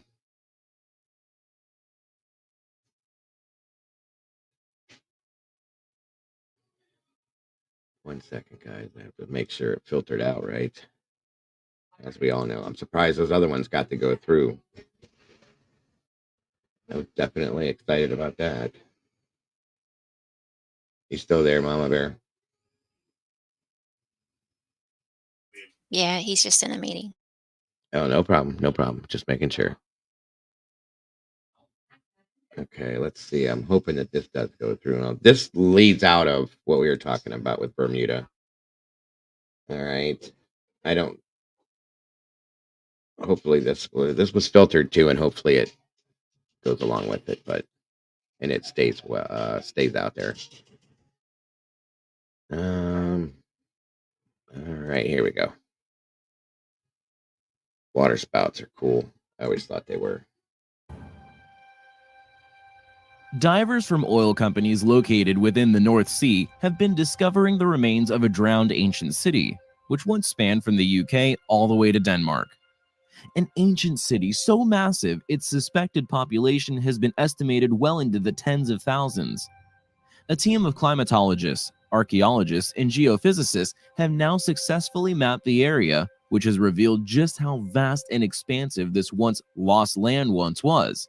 Many specialists are now claiming this was once the real heartland of Europe.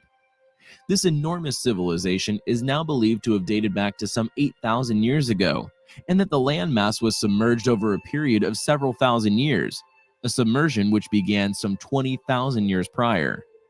Dr. Richard Bates of the Department of Earth Sciences at St. Andrews, who organized the Drowned Landscapes exhibit covering the finds within the UK, says the data reveals the human story behind Doggerland, a now submerged city of the North Sea that was once larger than many modern European countries. Could these discoveries reveal Doggerland as the real lost city of Atlantis? Several hypotheses have placed the sunken island of Atlantis within modern northern Europe. Most noted among such researchers is Olaus Rudbeck, who suspected that Doggerland, as well as a Viking Bergen Island, which is thought to have been flooded by a mega tsunami following the Storegga slide in 6100 BC, is the real location of Atlantis, a proposition he put forward all the way back in the 1600s. Some have proposed the Celtic Shelf as a possible location, and that there are certainly links to Ireland. Many places have been put forward for the possible location of the sunken city throughout the years, yet none have revealed ruins worthy of such claims, many of these areas being too small to have housed such an enormous city. Doggerland, however, fits the bill. Not only could it turn out to be the largest ancient civilization found on Earth, but it also rests in a possible location based on historical research for the city of Atlantis. It was submerged at one point in its history, and it is revealing astonishing ruins of a once great and presently unknown civilization. Dr. Bates, a geophysicist, said Doggerland was the real heartland of Europe until sea levels rose to give us the UK coastline of today. We've speculated for years on the lost land's existence, from bones dredged by fishermen all over the North Sea, but it's only since working with oil companies in the last few years that we've been able to recreate what this lost land looked like. When the data was first being processed, I thought it unlikely to give us any useful information, However, as more area was covered, it revealed a vast and complex landscape. We have now been able to model its flora and fauna, build up a picture of the ancient people that lived there, and begin to understand some of the dramatic events that subsequently changed the land, including the sea rising and a devastating tsunami. The research project is a collaboration between St. Andrews and the universities of Aberdeen, Birmingham, Dundee, and Wales Trinity St. David. I will keep you posted on their future discoveries. Thanks for watching, guys, and until next time, take care. Lake Titicaca. This familiar named lake is located deep within the Andes, now sliced in two by the borders of Bolivia and Peru. It is not only the largest lake in South America, but it is also undoubtedly the most important historically that can be found anywhere on Earth. Many tales have surfaced over the years involving submerged citadels, mountains of gold relics, and vast ancient ruins scattered across the lakebed. Stories of amateur archaeologists becoming very wealthy from astonishing yet not publicly disclosed discoveries which lay beneath the waves. We found 2,000 objects and fragments, declared Christophe Delarare, a Belgian archaeologist at a ceremony in La Paz. According to Christophe, divers from his team found the objects more than 7 meters underwater off the coast of the island of the Sun.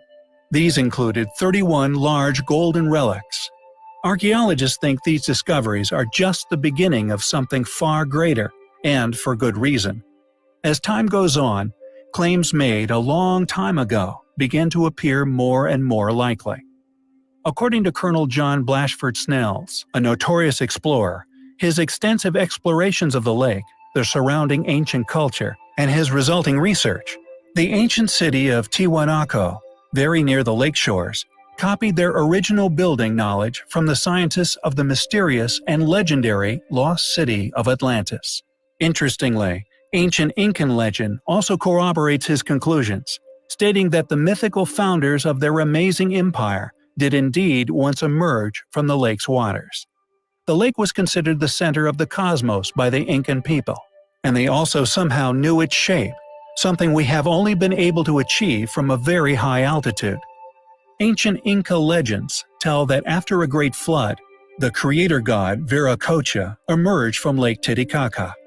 It's stated that he created, though this more than likely means they believe he restored the sun, moon, and stars. Viracocha was fair-skinned and long-bearded. He brought a great culture to the ancient peoples of South America.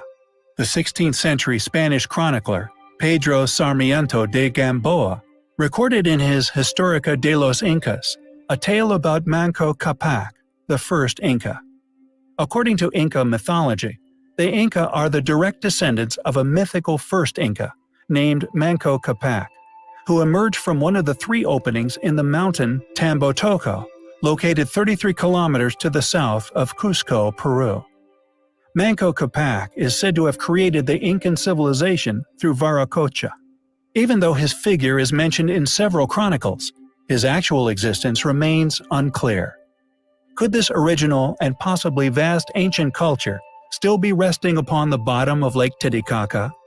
Did something catastrophic occur in our very distant past which filled this lake, once a large fertile valley, filled with what we have all become familiar as the lost city of Atlantis? The University of Seville, working in collaboration with the Andalusian Institute of Historical Heritage, has conducted an intensive LiDAR survey in a historically compelling area between the Spanish coastal towns of Camposoto and Sancti Petri. Their goal was to discover the remnants of a long-written-of temple, one dedicated to ancient deities.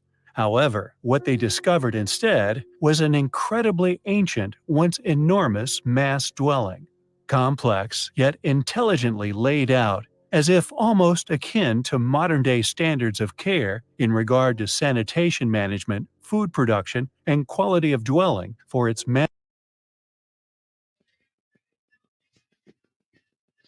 Is that the Malaysian flight that disappeared, Robert? If that's the case, that one has always perplexed me. Crazy story. massive population's well-being. A mega metropolis that predictably the academics responsible for its discovery have not only attempted to downplay the find, but also tried to claim it as merely proof of their original temple assertion. Clearly, they are merely backing the tale of events put forth by whomever funded said expedition. From the researchers themselves, quote, "The survey area consisted of submerged landscape, seemingly dominated by a series of ancient marshes. Something we feel was most probably intelligently managed farmlands prior to the Great Deluge, which eventually drowned this entire mega-metropolis. Yet I digress." They continued, "The study revealed a new ancient coastal landscape, with the presence of moorings, an inland port, and several large, monumental buildings." End quote.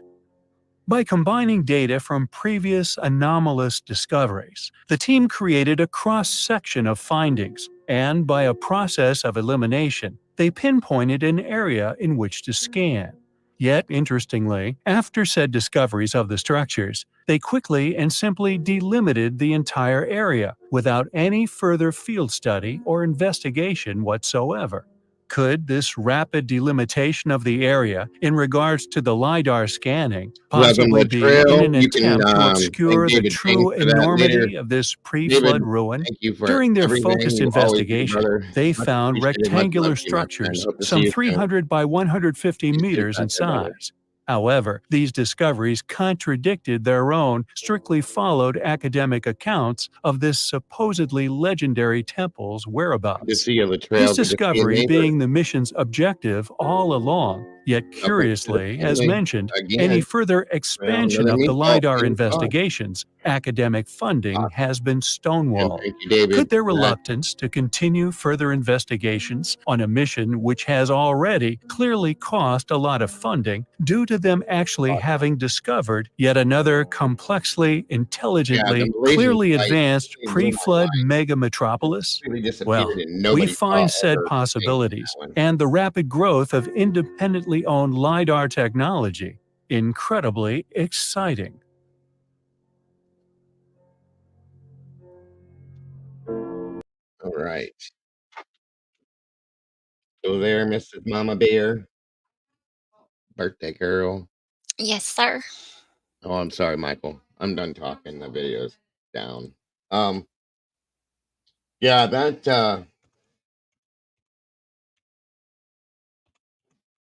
one was really, really, really it really blew me away. I followed that for quite a while and it nothing came about with that. I mean, I think something did finally. Um, let's see if I can find it here.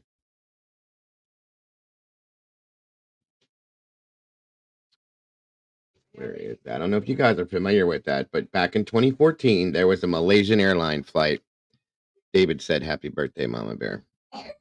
Um, yeah, there Thank was you, a David. sorry, there was a missing flight from Malaysia. Here we go. That there was nothing with, guys, and when I say nothing, there wasn't anything. I'm gonna see if this will show you guys a little bit about it here. I did filter this, so who knows what we're gonna get out of this. Anybody that may not have followed that, it was very, very mind blowing, folks. Very much so. And it reminded me of a Bermuda Triangle scenario in a big, big way. Here we go. 370, maintaining level 350. Malaysian 370. It was a huge Malaysian plane, guys. It wasn't 370, just a little contact plane. altimeter 120.9. Right. Hundreds of conspiracy theories have been published about the You're welcome. of MH370 since that day.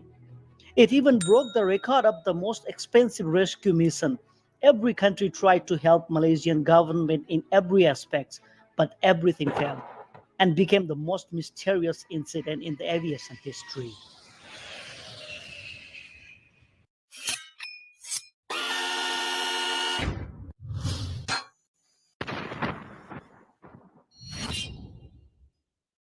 Hi everyone, it's me Sunil. In this episode, we are going to talk about those Right, top Katie. 5 theories about MS370 Yes, which have the Latrell. It maximum was very sad. possibility.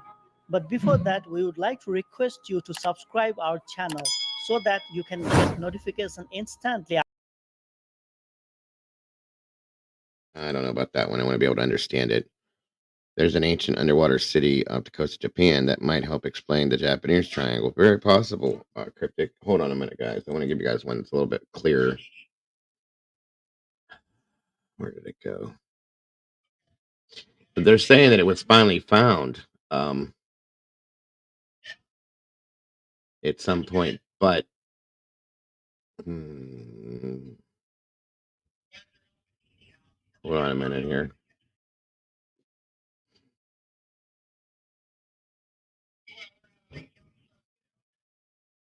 Let's see if this is the one.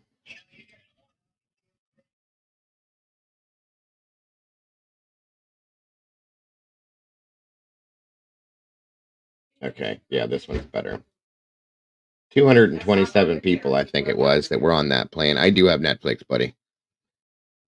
I think my wife and I have watched that one, but this is a little bit better, easier to understand, like language wise. All right, hold on a minute here.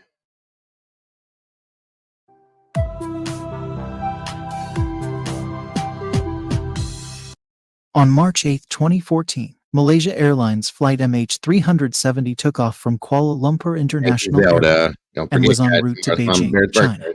There were 227 passengers, 10 flight attendants, and 2 pilots on board, including Captain Zahari Ahmad Shah, who was one of the most experienced pilots of Malaysia Airlines. The flight was initially uneventful, and after around 30 minutes of flying, MH370 crossed the Malaysian coast and arrived above the South China Sea. However, only 30 seconds after entering Vietnamese airspace, the plane vanished from the radar screen. At 1:21 a.m., Malaysia's air traffic control believed the plane was no longer within their radar range, so they didn't think much of it. The Vietnamese Air Traffic Control Agency did detect MH370 entering their airspace, but then it suddenly disappeared from their radar. Despite trying to establish communication with the plane for 18 minutes, the Vietnamese authorities received no response. They promptly informed the Malaysian side of the situation, but no action was taken. It was not until 4 hours later, at 6:32 a.m., the scheduled landing time for MH370 in Beijing, but it didn't land. The effort to find the plane began. This search is a huge undertaking. The search mission involved the participation of 34 ships and 28 aircraft from 7 countries, but despite the extensive efforts, no trace of the plane was found for 4 days. However, military radar later detected a signal from MH370 on the night of the incident. The plane was last sighted at 2:22 a.m., but the puzzling aspect was that it was not located in the East Sea as expected. Instead, it was found to be near the end of some islands to the west of Malaysia, over the Strait of Malacca, according to the military radar data. The revelation that the plane MH370 was flying north came as a shock to everyone, leaving many wondering where it was heading. Some speculated that it may have flown towards India and crashed into the Himalayas a few days later. However, new evidence from satellite data was discovered, showing that the plane was communicating with a satellite automatically, a common feature of modern planes like the Boeing 777. By combining this satellite data with the remaining fuel and speed of the plane, researchers continued to narrow down the last possible location. Ultimately, it was discovered that the plane did not fall into the Himalayas, but into the sea in an area called the Seventh Arc, which is 2,000 kilometers west of Australia. Numerous search operations were carried out in this area, both on the surface of the water and under the ocean, costing a total of $167 million. The search lasted for 3 years, but nothing was found. In July 2015, the first piece of the MH370 plane was discovered on Reunion Island, located east of Madagascar. The piece found was identified as a wing section of the plane. Later, in 2018, the Malaysian government signed a contract with the American company Ocean Infinity to resume the search for the plane. The company agreed to conduct search operations on the condition that they wouldn't charge any fees if they failed to locate the plane. The company was confident and professional in its approach, even creating a 3D map of the ocean floor to facilitate the search process. Despite the efforts of Ocean Infinity and the Malaysian police, they were unable to find any significant leads in their search and investigation, respectively. Several hypotheses were proposed, including the possibility that Captain Zahari Ahmad Shah deliberately committed the crime. This theory suggests that he intentionally disabled communications and rerouted the plane towards a crash into the sea. Evidence supporting this theory includes the fact that the plane changed course 180 degrees after entering Vietnamese airspace, which the autopilot cannot do, and flew over the border between Thailand and Malaysia. The aim is to avoid the radar of both countries, and a very important third point is that the police found a flight simulator at the captain's house, more specifically on the simulator. There is a path on which the MH370 itself flew for the last time. The second theory is that the plane was attacked. Police found 2 Iranians who had used stolen passports from an Italian and an Austrian. Both passports were stolen in Thailand. Why do they have to use fake passports? Surely to hide his identity, possibly for the Hey, purpose hey, of approaching Dakota. the flight. But then the police concluded that maybe they just used fake passports to go to Europe and find a job because their mother is in Germany. The third hypothesis, which is said to be the most suitable, expert said that the plane had a problem such as a fire in the cockpit causing many parts to stop working. The incident damaged the oxygen supply system, rendering everyone on board unconscious. The plane flew on autopilot until it ran out of fuel and crashed into the sea. The fact that the plane turned 180 degrees could be because the pilot was still awake and trying to control the plane flying back to Malaysia. But on the way back, the pilot lost consciousness and could no longer control the plane. The beginning of 2022, Richard Godfrey, a retired aerospace engineer, he claimed to have found the location of MH370. His approach is to use radio wave technology from Britain's Inmarsat satellite. And according to Richard's calculations, the plane did indeed fall into the 7th arc. However, the range he zoned was much more precise than Welcome, before, only Evie. within a radius of 20 nautical miles. And the plane was at a depth of 4,000 meters on the ocean floor. Although search operations have been conducted in the area in the past, they may not have looked closely enough. Richard believes that if the search is restarted, the plane will definitely be found a year at the latest. A drift analysis was also conducted by looking at ocean currents. The idea is, if the plane had indeed crashed in that area, the location of the plane debris would have drifted along the ocean currents to reach Madagascar and the surrounding islands. So far, 27 pieces of the plane have been found, and the results show that it matches the location predicted by Richard. It's now been more than half a year since Richard released his latest analysis, but no formal search has been made. If it started early, the plane might have been found by now. Overall, after 8 years, all efforts to find MH370 are still in vain, but the analysis is getting closer and closer to the plane's location. We have to wait for good news in the future. Same here, The Robert. video It ends was here. just, it was, Thank you all for it was just watching and sad. liking it. Hey, If you Groot, find the video welcome. useful, Thank you, please give guys. us a like and Thank you subscribe to guys the so channel very to much show your for telling support. Mama Bear happy Goodbye and birthday. see you again. She deserves so much more, but there we go. All right, guys. All right, now we're done with that part of that. Okay. You still there, Bear?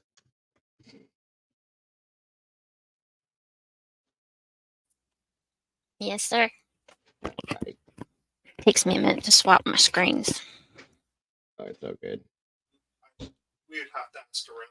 It is all good. 1 second here.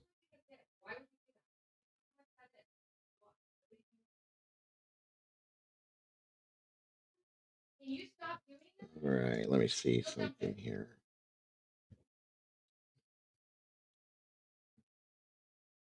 And of course, because not everybody will see you tomorrow, I may not even see you tomorrow. Of course, I got to do this for you. You know I was going to. So, there you go.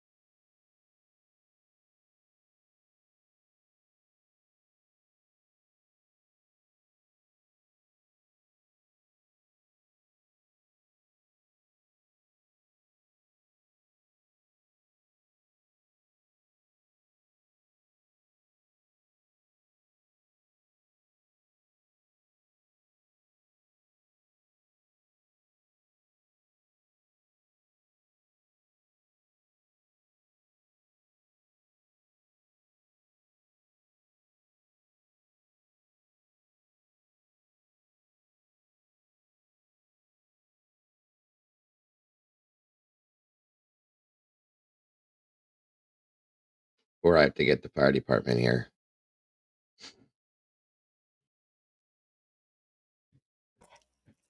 Ah. There you go. Thank you. Anyway, you're welcome. And thank you for that, Zelda. I can do that. It'll be a minute, but yes, I can do Aw, that. thank you, Zelda. Oh, that is something else I needed to figure out Mm, too. Thank you, Katie. Hold on, guys. I gotta check something. Not that Nikki has been mm, trying to come back in here and hasn't been able to. So I think after we figured all that mess out, remember? mhm. Um, I gotta check something. I think there might be a problem, which is why. Tell her I said, "Hey, Katie," and I'm looking at that real quick. Or Katie, tell her I said, "Hey," and I'm looking at that right now, trying to see if I can fix that. Because I don't know what the problem would have been, but I one don't know, second. everything's been so Mm-hmm. screwy lately. Yeah, very sadly. Hold on a minute. Uno momento. Let me check. Give me 1 second here. I might be able to fix this.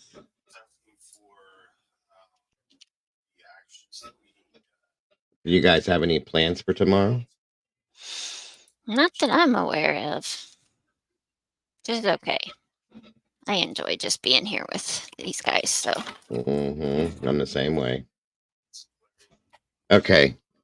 Katie, tell her to try to go out if she's in, trying to get in. Tell her to go out and try to come back in and see if she can get into the and type in the chat.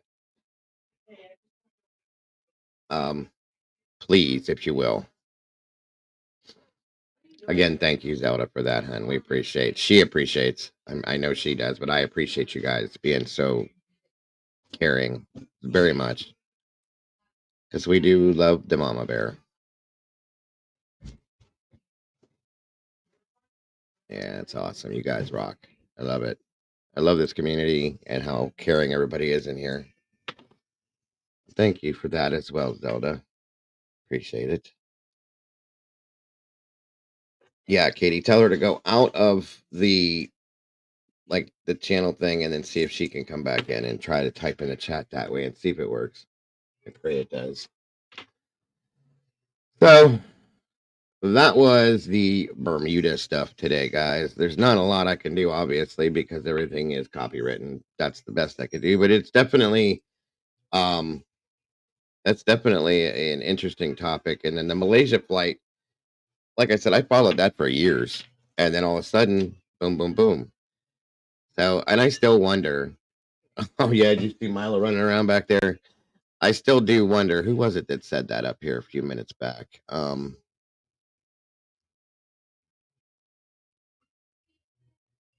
Is the picture gone? No, we're good, Groot. About it being done on purpose and all that stuff. It was crazy the way that went down. So yeah, I feel that same way at the same time. Yes, Miss Sherry. 1 second.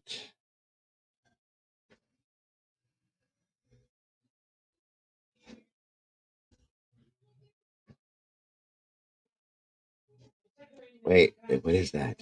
Is that what I think that is, Miss Sherry? Did she show you that too, Bear?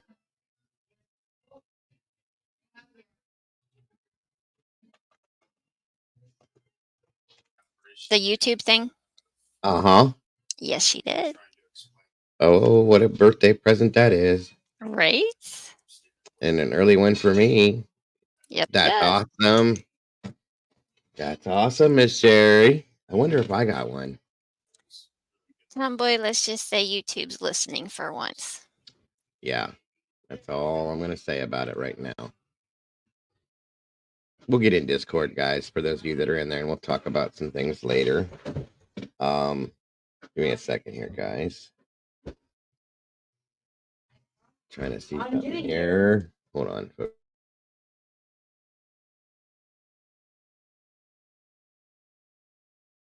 There's a lot going on in the background here at my house.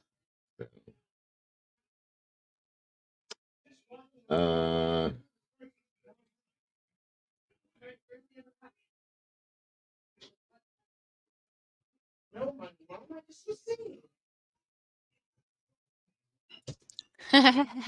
That's funny, uh, tomboy.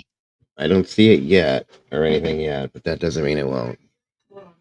Tomboy said, "Oh, that's just mean."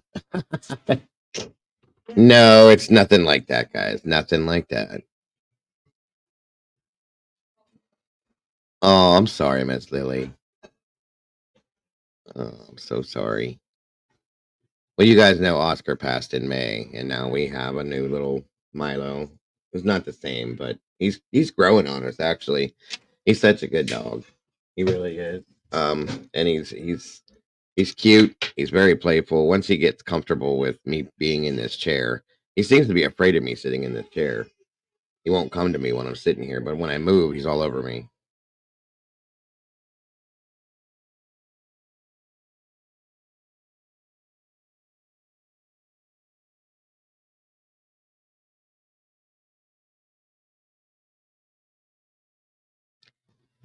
Is Molly in here?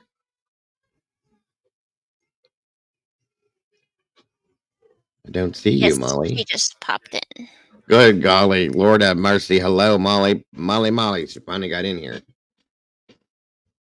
Were you having problems, Molly, from earlier? Or are you still having problems from earlier? I mean, yeah, I'll be in Discord later, guys. Hanging out for a little bit, and we can talk about other things. Nothing. I'm not holding any secrets, guys. Promise. But so.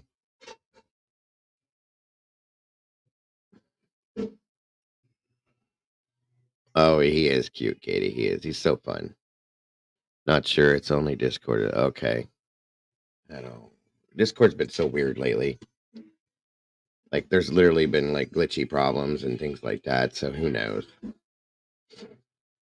But well, like I said, that's the Bermuda stuff for today.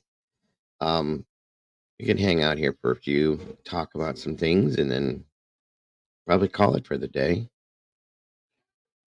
Yeah. Yes.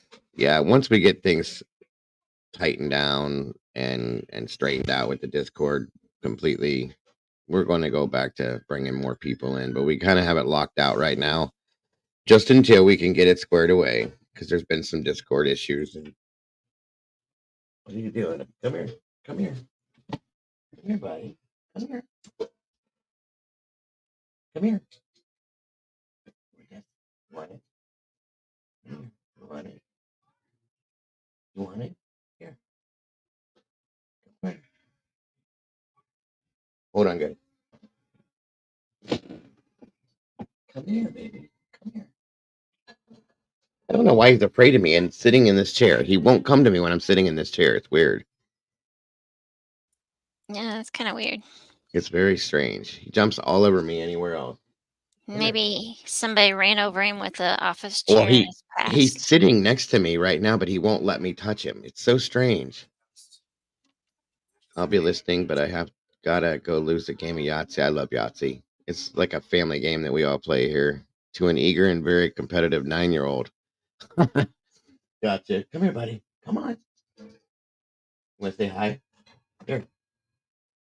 Here. This dog's not dumb either. That's one thing I figured out. He's actually really smart. I tried pretending like I had something in my hand to get him to come to me. He just looked at me like, yeah, I'm not stupid, guy. Sorry. Rin and Poppy. He'll when he wants to go outside. Maybe I can get him to do it. Watch. Milo, you want to go outside? You want to go outside? You want to go outside? You want to go outside? Nope. He knows I am not standing up, so he's not going. But anyway, if I stand up, he'll run around in a circle. That tells me he has to go. Or if I'm not paying attention to him, he'll come over to me and put his paw up on my knee, and then he'll make this little like he's not barking, but he'll do that like that, and then that means he's got to go. It's crazy. I've never seen a dog do this. Come here. Maybe I can get him to do the circle thing. Go outside. Go outside. See him? Do you see it? Yeah, that was funny. You go outside. You go outside. Watch. Watch. Go outside. You want to go outside? Go outside. See? Oh, that's Right around in a hilarious. circle. It's what he. I don't know where he even got it from. We didn't train him to do it. What are you doing? Go outside. Go outside.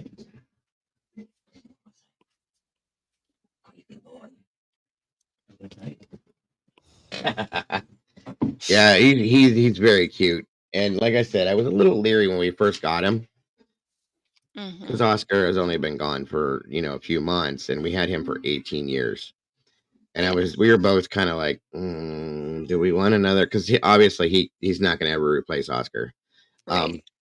But he's a completely different dog. He may look a little like him, but his personality is completely different. He's very cute. What are you doing? Is he part Chihuahua? He's got like Oscar was Chihuahua and Pomeranian. He is Chihuahua Jack Russell. Mm. It's got to be Jen. I agree. I'll be right back. I I got a know. phone call. What are you doing?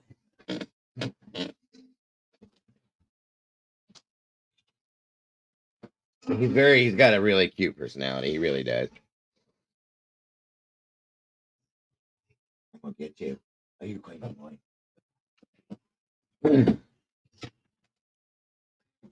Well, he just came in. That's the thing. He just wants to go outside. Here's the one thing I caught on to, cat lady. He'll do that sometimes, and just because he knows he'll get a treat when he comes back in if he did something outside. So that's why he does it. Good to see you, Crystal. All right, Wildfire. Thank you for joining us today. Shelly says, watching in and searching for the sixth roommate. Okay, gotcha. I still have never seen that one, I don't think. Hello, Ren. That's awesome, Katie. Oh, he'll be back. He's all over this house nonstop. Very rarely does he lay down. There is a method to his madness. That's a fact. He knows what he's doing. He's spoiled rotten now. Ray Baldic's here. Good to see you. I think that's what it is, group, because he knows he's going to have to sit up here with me and the camera thing. He's growing, though. He's really, really growing on all of us. We've all become quite attached to him pretty quick. Discord is another platform. It's kind of like a chat room, Salty, where you can go in and chat about um, different things on a regular. It's a free platform. You don't have to pay anything, and then we can all hang out there together. Um, when we're not live. We've just had so many problems with it recently because of all that other crap going on. Hi, hello, hi, or hi. How are you? Hi, good to see you. Hi. So that has been the issue, but yeah, we could definitely do that, Cat Lady, since it's free on YouTube. Sure, no problem. It has had problems, Jen. That's the problem, but we've kind of got it locked down, and we're just waiting on a few things to be for sure. And then we'll start bringing people in again. Mama Five, welcome. It's good to see you again. Yes, the fire is on my head. My head is on fire. Again, guys, I want to thank you all for being so wonderful and wishing Mama Bear a happy birthday. That means a lot to me. Like I said, she deserves, in my opinion, so much more. But you guys are a wonderful community, and I know she appreciates that. Yeah, Katie, he's only like a year old. Literally, I think 13 months. So he still has those puppy traits. I think he's full grown, but he still kind of has that young teenager type thing going on. So,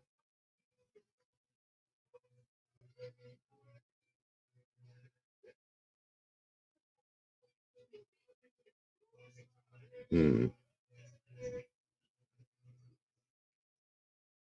Thank you, Jelly. That's awesome. Yeah, that's definitely a must do, cat lady, because we can do that kind of stuff.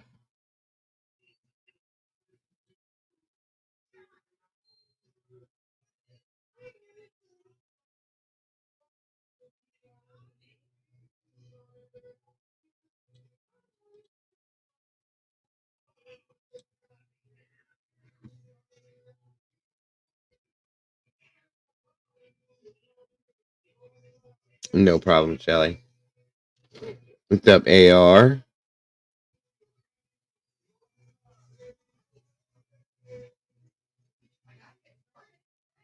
Hope you're feeling better, my friend.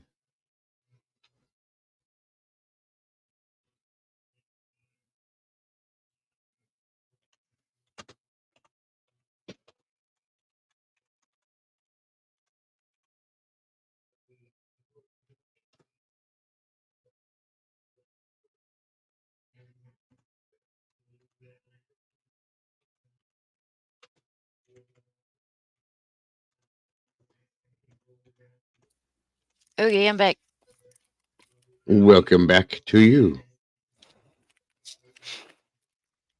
I just had that whole. Whenever I said that, I was thinking just tell you welcome back. I had the Welcome Back Cotter theme song floating around my head. I almost started singing it. I was gonna say, I'm But glad you didn't break out in song.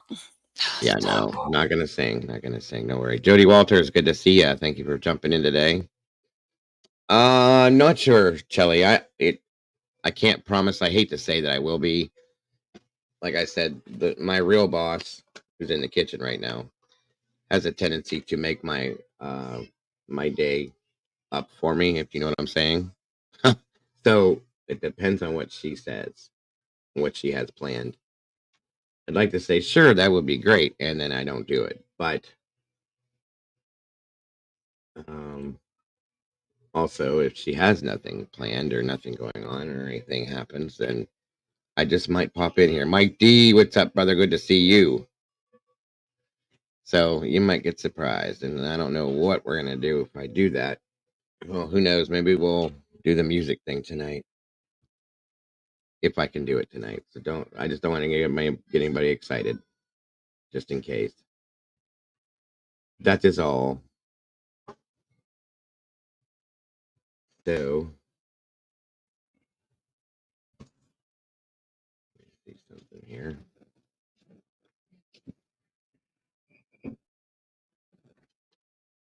Time for Mama to pop bottles. Yep, yep. It'd be fun that we haven't done one of those in a while. Mikey's doing good, Lily. He was in here when we started.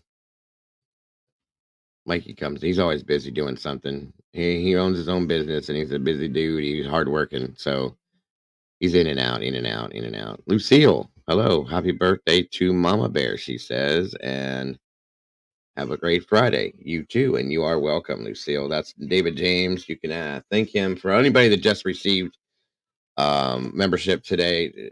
More than likely it did come from David James. He dropped a lot. 50 memberships he dropped today. So again, thank you for that, David. I appreciate you so much, brother. Yeah, it usually is a good time, Shelly. A lot of people have been asking me for it. I've been getting private messages, phone calls, everything asking, hey, can we do that again? Hey, can we do that again? So I try to give you guys that as often as I can. So and I like doing it about more at night, because more people can jump in. John Boy, what's happening? Um, so if I can get in here tonight,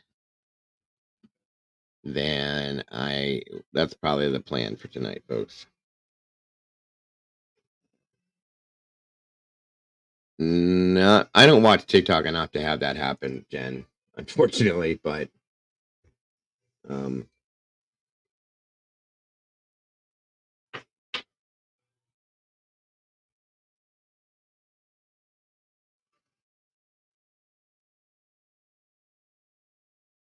let's see here.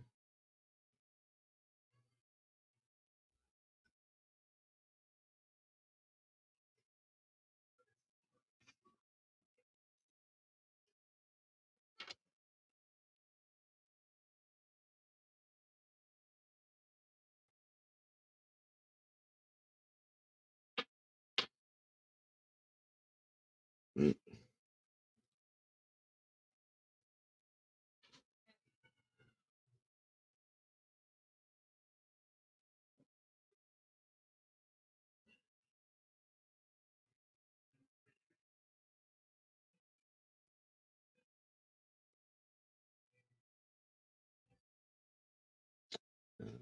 I'm reading something here real quick. Nope. Okay.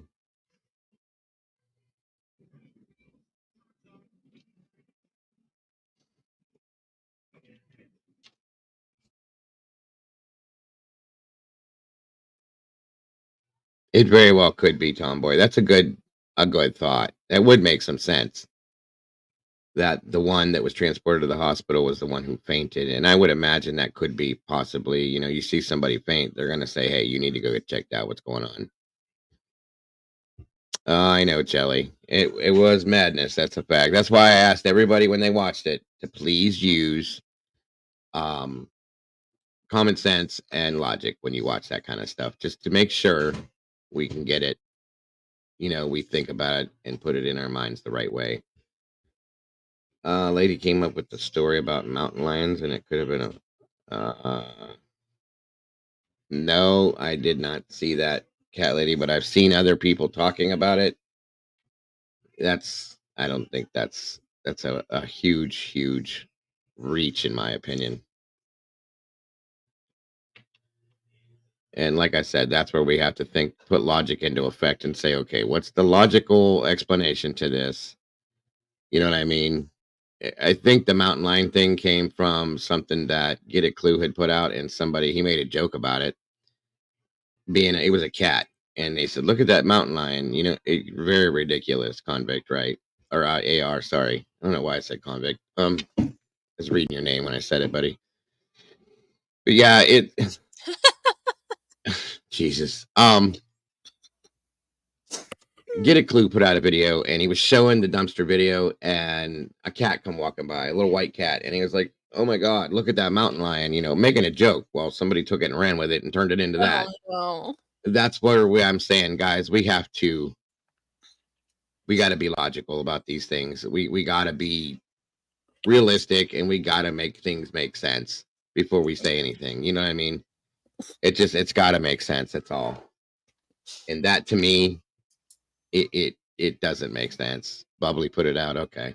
Well, no disrespect. I don't mean any disrespect towards Bubbly, but we have to be commonsensical with these things, guys. We really do. There's been so many non-commonsensical things that have been put out there and that have caused, again, when I say that for a reason, because some of these things that get put out, we know, and I know for a fact now, that the families watch YouTube. They watch, as Kara stated, that she's watched. Okay. And the Gonsalves family, we know they watch. That doesn't tell me that who knows that Ethan's family may watch. Maddie's family may watch. And when things are said that involve, their kids who are the victims, that's not good, you guys. That is not good at all. I have been guilty of allowing things to go through my channel that I have nothing but total regret for right now because of that. So we have to be logical, commonsensical, and real and factual, as factual as possible. Even if we're just speculating, the speculation has to be something that makes sense, though. You know what I mean? That's all I'm saying. Use the brain. That's a good point, Kels. Use the brain. That's what we have it for. Not to say that anybody's theories are crazy, but sometimes there are, and I'm not trying to be disrespectful to anybody's theories either. But we still have to we have to understand how that can hurt them, seeing and hearing certain things. That's all I'm saying, guys. And that's the last thing we want to do. Logic and common sense. That's right, AR. Thank you, sir. And I will be giving you a yell here in a little while, AR, if you're not busy.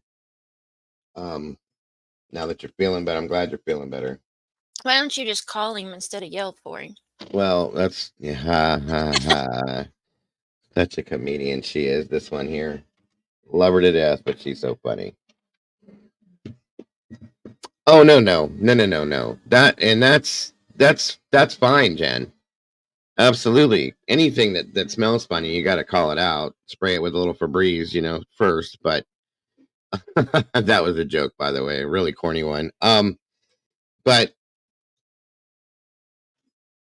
if it's something that is ridiculous and outlandish and far out like that, think about it before you speak on it. Is all I mean. You know what I mean? But absolutely, call something out, please. That's what it's all about, folks.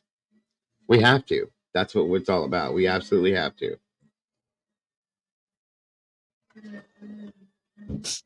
Thanks, AR. Buddy. Love you too. Yes, she is. Yes, she is. We are lucky in this community to have her. I'm very lucky to have her. I wouldn't be able. I told you guys before I couldn't do this. She may not be around all the time in here, but she's around all the time in here. She keeps me level, folks. That's fact. Her and I was Molly. just trying to be logical. Yes, well, that's fact too, War Eagle. That's fact. And that's one thing we have to make clear. Speaking of creators, I wanted to tell you guys very much. Not everybody's in here, but a lot of you guys probably did it. Titanium Built had sent me an email, and she was thanking me for the community that went over there to respect and support her after the scenario that went down. And she was very, very appreciative, guys, of all of you that did that. So thank you for that, for supporting her and standing by me as I stood against what was said about her. That is appreciated, guys, beyond any means. You have no idea. And that's what it's all about, folks, is we have to stand together and support each other. And that's what I mean. And it's fact. So you are all very appreciated for that. Greg McNeely, Mountain Lions. What's that all about on Dago at Dago front page? What does that mean? What do you mean by that, Greg? I've never put anything up or out about mountain lions, so I don't know what you mean, my friend. Well, I appreciate that, Jen. Thank you. Well, thank you, Kels. I appreciate that too. I agree, Katie. It's just a little too much. Definitely a lot too much, actually. I'm sorry. I was going to say a little.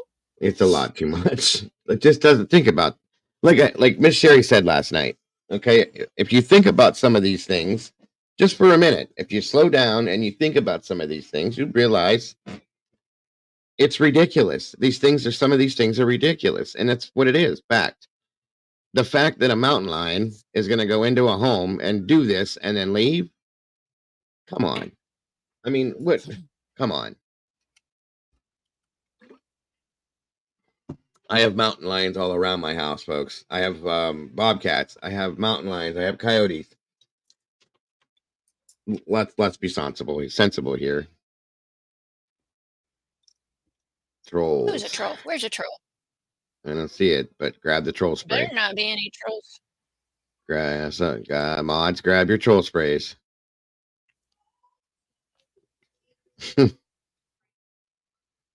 Yes, that's the other thing. Yes, I'm a lion that goes from room to room, opening doors and closing doors behind them when it's done, and then left Murphy alone as well.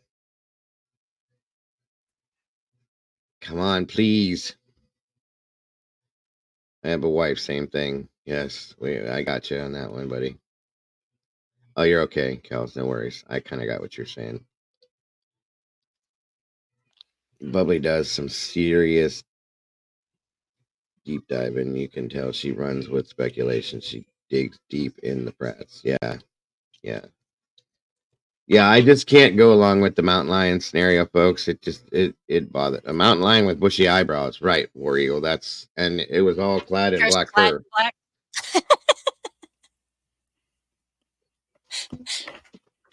We're better than that, folks. We know that. We're all better than that. And here's the other thing, guys. Think about this. If we allow these things to be said out of the community and we leave it out there like that and we put it and we support it, that leaves us open to be attacked. And you know that, okay? We don't deserve that. None of us. None of you. None of us creators. None of it. It just doesn't. It's not fair. So supporting things like that is what opens that door to us to have that happen, and we can't do that anymore, guys. You know, because certain communities and creators, they look for any little thing they can do to find a way to do that. So let's avoid that if we can. You know what I'm saying? Okay, Kelly. Oh, absolutely, Jen. I mean, it's the only thing you can do in that sense. You know what I mean?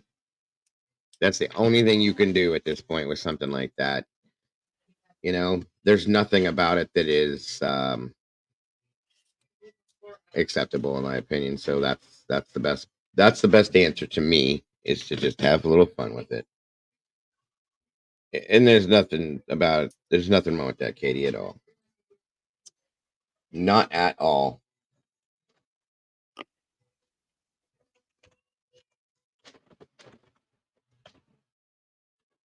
Hmm. What's that? They put a bunch of birthday stuff in the members chat in Discord. Good. Good. That's because they are awesome. That's why. Yes, they are. Yep. Amazing people. Love you guys so very much. This whole community is amazing. There's Poopa. What's up, sis? They have caused us to yeah, and that's fact. You are right. We do. You know, some of these things we should, but most of the time, you know, there's other things that we don't have to.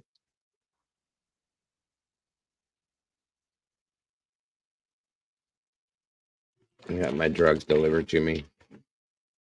Sweet. Medication from the pharmacy, guys, just so that's clear too.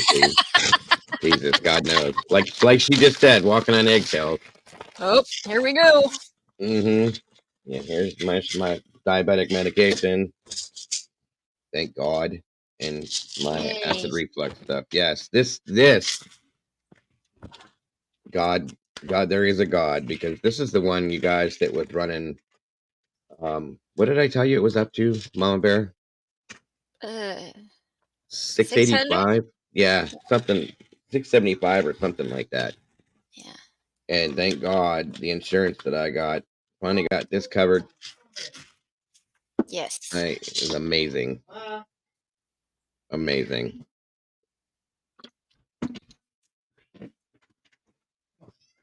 Oh, there we go. What did he just say? As a content creator myself, I hold myself to a standard, and we all do. Talk scenarios, but always understand this is real and true horrific crime. And yes, just like I said last night, that's absolute fact. I take pantoprazole, Molly, which is it's still omeprazole. If you can see it, I don't know. Anyway, yeah, pantoprazole. This camera doesn't focus when it's supposed to. Yeah, it's a little stronger than omeprazole. Part of the reason why I have it so bad is because I have a hernia, so it makes it stronger and worse. So I have to take something a little bit more stronger than over the counter stuff. Right here.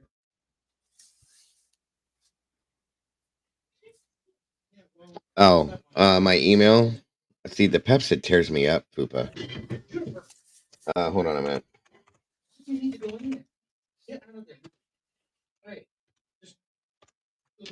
Hold on, you guys.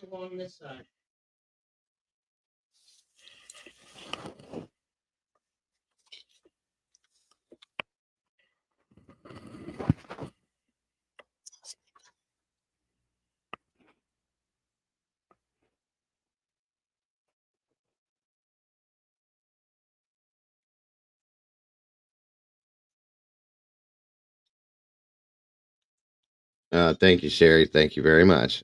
Yes, same thing, Katie. And it sucks, guys. Good. I'm glad to hear that, Katie D.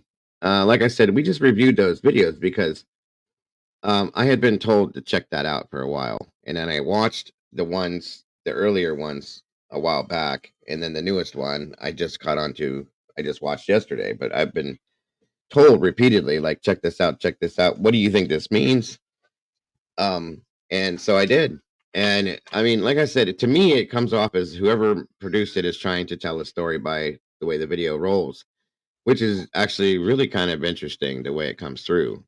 Take it how you take it, but take it and use logic and common sense as you're watching it and absorbing it. Do you know what I mean? That's all. So, oh yeah, Molly, I have the same problem. Mine gets really bad sometimes, no matter what I take, whatever I eat. Yep, steroids are definitely bad for it. Medical steroids. By the way, I just found out that we passed in Ohio. Ohio is now a, not that it matters to me, but some people it does. Ohio is now a recreational marijuana state. Yeah, I think they said it Wow. was going to take about a year, and everything will be, we'll have dispensaries and all that stuff. I wish this would have happened about 25 years ago when I smoked it, but I don't mess with it anymore. So now I could care less. Papaya extract, it coats your stomach, which works great. My surgeon recommended it. Oh, really? I'll have to check into that. There's quite a few other holistic things that are more natural, I guess you could say, that are better for you. I found out. So for sure. Oh, wait a minute.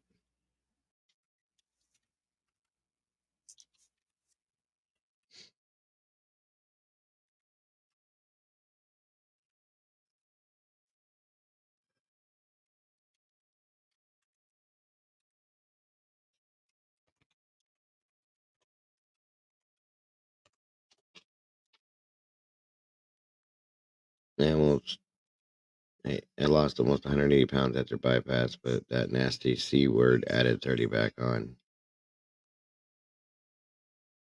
COVID? C words. Oh, yeah. Bad word. Bad words.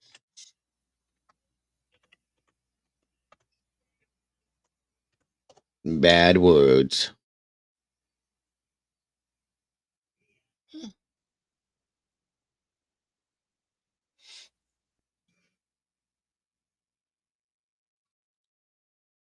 Sour sop.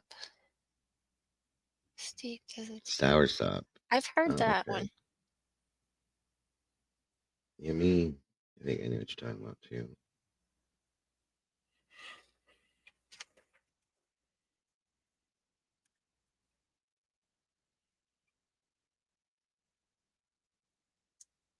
Mm, yeah, I don't need to in that sense, but I appreciate that. Birdie much. Hmm.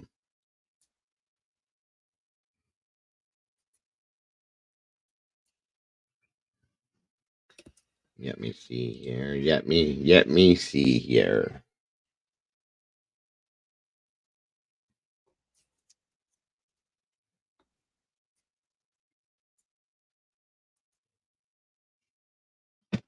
Hmm.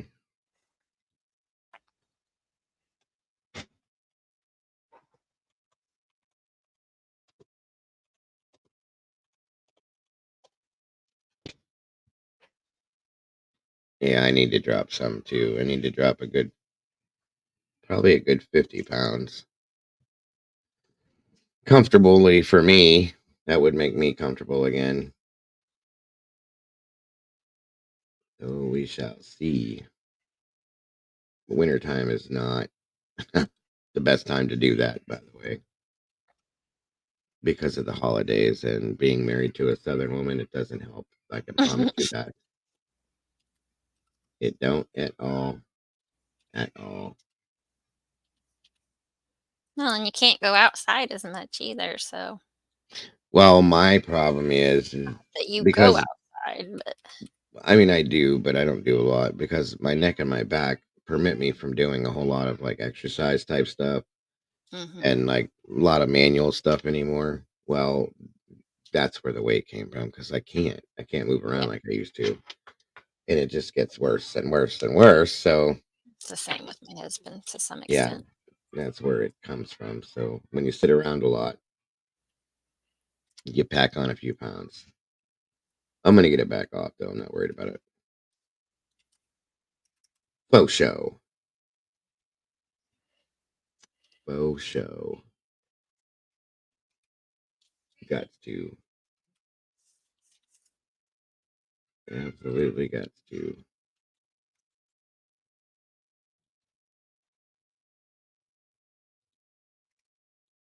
Hmm.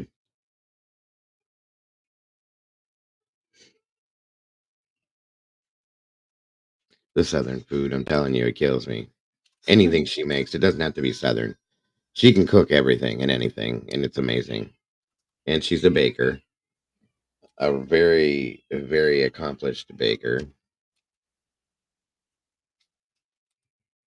Well, my wife walks about 20 miles a day with what she does for a living. For me to do that, it's very painful because, and also hard because my leg goes numb a lot due to my problem, and it does take a lot. What I the plan that I have is to build up to that. Oh, I do that kind of stuff, Tomboy. I'm fine with that.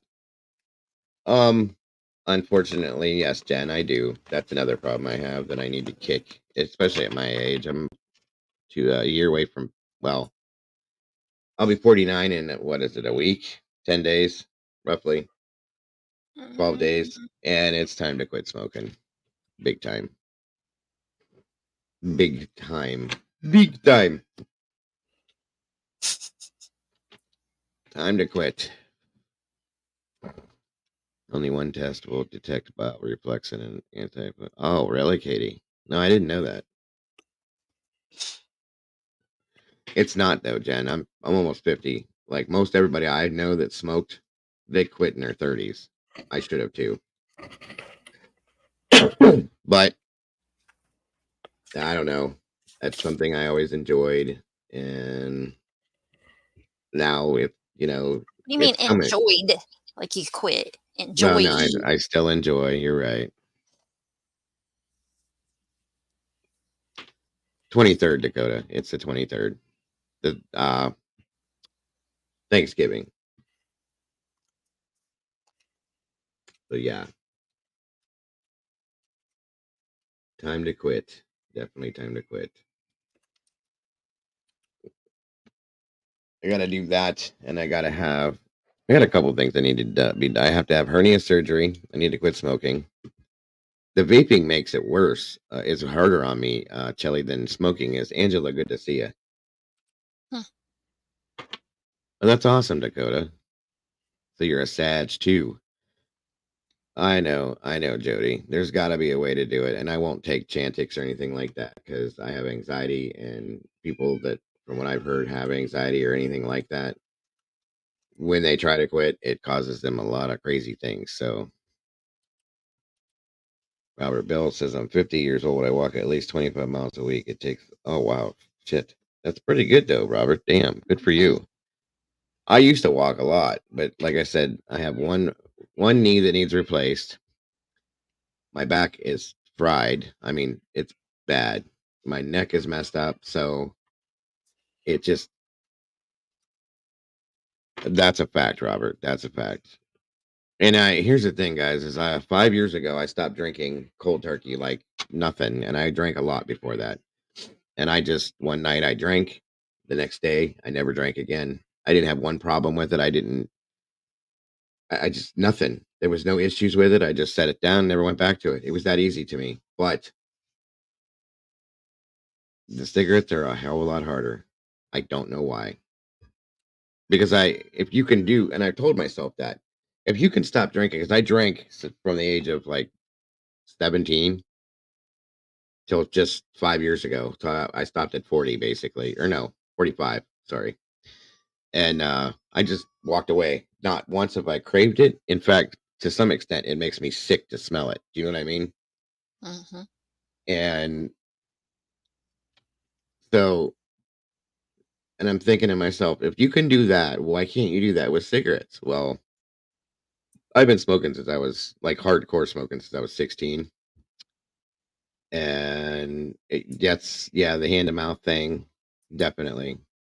Oh, absolutely, Jen. It was a miracle to me. I'm very grateful for it too because if I would have continued drinking as much as I was drinking 5 years ago, I'd have been in way worse shape than I am now. Hey, Tara, good to see you, dear. I wish um, Nikki could have jumped in here, or was hoping she was able to jump in here. That's what I think I have to have done too, Katie. But I have to have my top teeth fixed. I have to have a hernia surgery. There was something else I had to have done. I can't think of it. And now that I have this insurance, oh boy. The only thing that's not going to cover is the top plate for my teeth. It'll cover the taking them out, but it won't cover putting the plate in. I'll have to pay for that out of pocket. But it is what it is. No big deal. I'm That's still what they working make on it. payment plans for. Yep, that's what I'm gonna have to do. Staying here, Jody, and that is, as you all know, something I deal with regularly, especially in the here. So, but there's excuses for everything, and I'm gonna need to stop.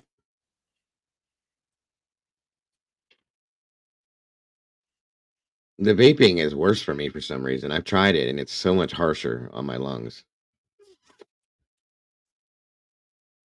Just a mile a day. I'm gonna have to figure something out, Robert. It'll help for sure. All my lithium antidepressants for PTSD, severe anxiety, bipolar has messed up my liver. Yeah, I can get that. That's it too, Jaylit. Small goals, but I got to do it. I got to do these things. I got to not procrastinate, and now that I have other ways to handle these things, it's going to have to happen. I was able to quit drinking like that too, but smoking, Lord, it's hard. It is. I only started because the cute boy smoked too, and it made me cool to him. Mm, I did it. That's why I did it, because all my friends were doing it, so I thought it was cool. Actually, the first time I smoked, I was 9, because I was hanging around older kids, and they're like, "Here, here's a cigarette." Hack, hack, hack. I wasn't like really inhaling until I was 16, but that's the fact right there. You got to want to quit, and that's what my thing is I do, but I don't. I really enjoy it, but I don't enjoy it at the same. I don't like waking up every morning and hacking up to get myself to be able to breathe clearly, and then having, you know what I mean? And when I get sick, I have asthma too, so that's the other thing. Because I had smoke inhalation from back when I was a firefighter. I had it twice, and that caused my lungs to have all that scar tissue and crap in there. Um, and it really tore me up. So the smoking now is worse. The pink ladies made it look cool. Yes, they did. So did the greasers in Greece. Kim mhm. Marin, good to see you. It's wonderful to see you, actually. I have not yet, Miss Kim, not yet. They're waiting on something from I talked to the attorney the other day. They're waiting on something from this surgery now from the Cleveland Clinic. From that's what I understand. I was second Hurry up level and wait, COPD, quit babe. smoking that day. Was 12 years. Good for you, Tomboy. Do you feel so? How much better do you feel, Tomboy? Or did it change anything for you? Or and the Outsiders? Yes, the Outsiders is actually what made me think smoking was cool. Yeah, they're expensive too, Canadian. I don't know what you guys pay up in Canada, but I smoke what's considered generic. These are really generic too. Okay. Hey, Eagle 20s. And these were super cheap, like $3.60 a pack when I started. They're $6 now. Tomboy can smell and taste things. That's another thing. I missed that too. And COVID really screwed that up, but this doesn't help. So my mm, circulation's not that great either. $15 a pack. what? No Excuse me? way. Holy shit, in a handbag. She That's said another way. $15 a pack. That's robbery. What do you smoke, Canadian? Seriously. Molly said, I Is have it one got like cigarette a day before bed. gold in it or something? Yeah, right. Yeah, you can still get stuff later in life. That's true, Kim. That's what happened to my grandfather.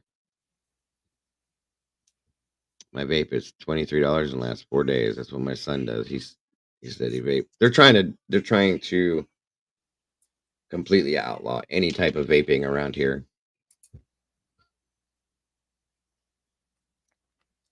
Oh, that's awesome, Harsh. Jody said, I don't want to quit, damn it. I don't either, but I want to breathe. That's the difference.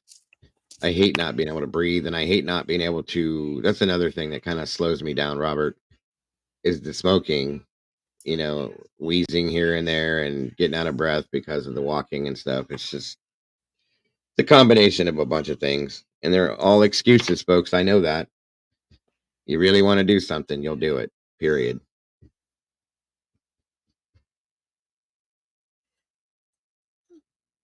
Oh, okay, Katie. Thank you. Thank you for the information.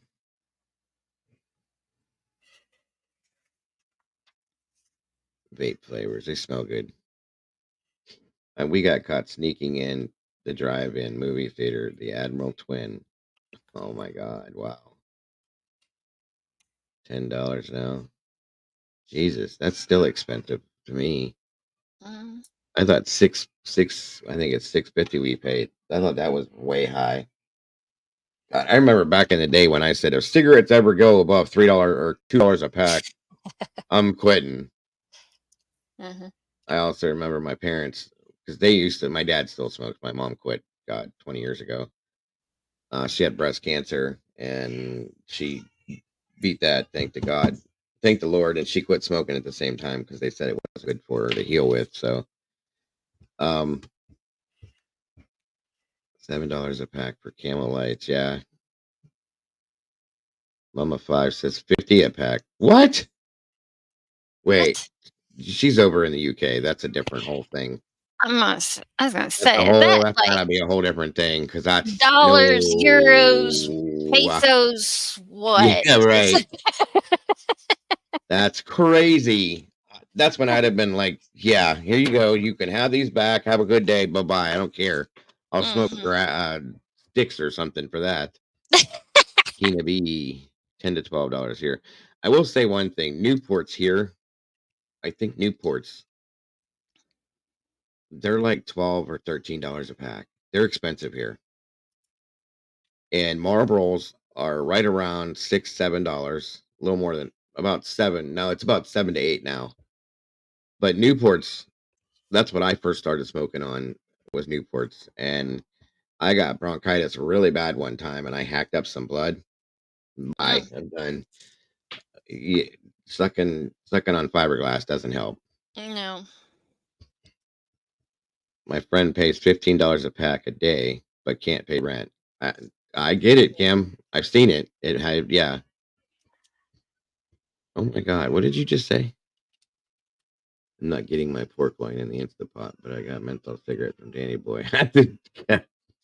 Yes, I remember. We're having a pork loin on the grill tonight, wrapped in foil. I know. I've heard about the reservation. We had a friend that used to bring cigarettes back from New York. He traveled for work and he would go to New York all the time. And he would bring back from the reservation. They're all natural cigarettes. There's no preservatives or nothing in them. I can't think of the brand. They're a lot stronger than regular cigarettes. God, the name brand it's missing me right now. But anyway, they were really expensive normally, but if you get them in New York off the reservation, they're stupid cheap. I can't remember the name of them. It's a horrible addiction. You're absolutely right. Yes, Molly, native spirits. That's it right there. Bingo. I think they had yellow, white, blue, red, and green. I don't know what any of them are. I think green's menthol is the only one I know. I think we used to get the white ones, which I think were like lights. And I when I first started smoking, I smoked Pall Mall non-filters because they were my grandfather's, and I would steal them from him. That's what I started with. little pack about that big. I tell you what, that little pack of cigarettes, I couldn't smoke even a quarter one of those now. I would light me up. They're so strong.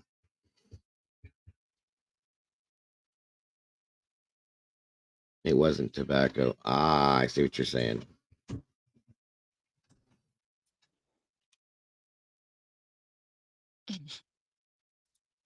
Please help addiction to vaping. I wish I could vape in rather than, but I've heard that vaping is just about worse. My doctor said than smoking. So Yeah, my sister works in the medical field, and she said that people are already showing up with things in their chest x-rays from vaping popcorn, versus. yeah, a lot of them are getting popcorn lung.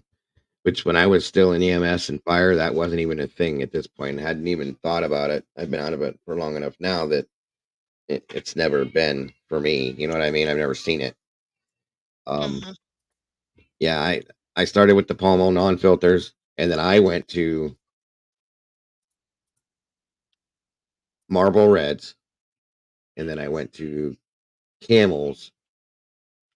No, I'm lying to you guys. I went to from Pall Mall non-filter to Camel non-filters because I was used to not having the filters. Then I went to Camel filters and then Camel lights and then the Camel wide lights. And then I went to the Newports and I was on those for a while until that thing happened and I threw those away quick. And then Marlboro lights, and then Sonomas. I did Marlboro lights for a long, long, long time. And then the Sonomas and Mavericks. And then I've been smoking these for about 5 years now. So I need to be done. I really do.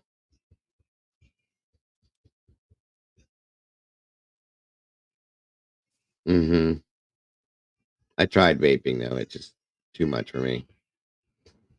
Oh my God. I remember we could smoke in McDonald's. They had the little gold looking ashtrays, the tinfoil ashtrays. And we used to go to the mall. There was a smoking section. You could actually walk through the mall smoking a cigarette in and out of stores, things like that. And then they cut it down to just the smoking section. And then the restaurants had smoking sections. And then they cut it out altogether, period. And they're doing it to try to help people to quit, but it doesn't work. No. And like I said, they can even make cigarettes illegal and people will still smoke. It'll just be like it used to be back in Prohibition, you know? So, Yeah, I didn't understand like the restaurant thing. I'm like, okay, you guys realize that the smoke's just going on over into the non-smoking, it so was what dumb. is the point Yeah, here? you're right. Yeah, it was really stupid because literally the smoking section was one booth over from the non-smoking Right? section. You know it's there. We were not allowed to smoke in high school. If you got caught, you got in trouble. Although we Oh would yes. do it. We go hide by a tree out back or something in between classes. I would smoke between every class. And I would get caught all the time too. GPCs, yes. I smoked those for a little while too. I remember those. Those were super cheap. Hmm. And those got expensive too.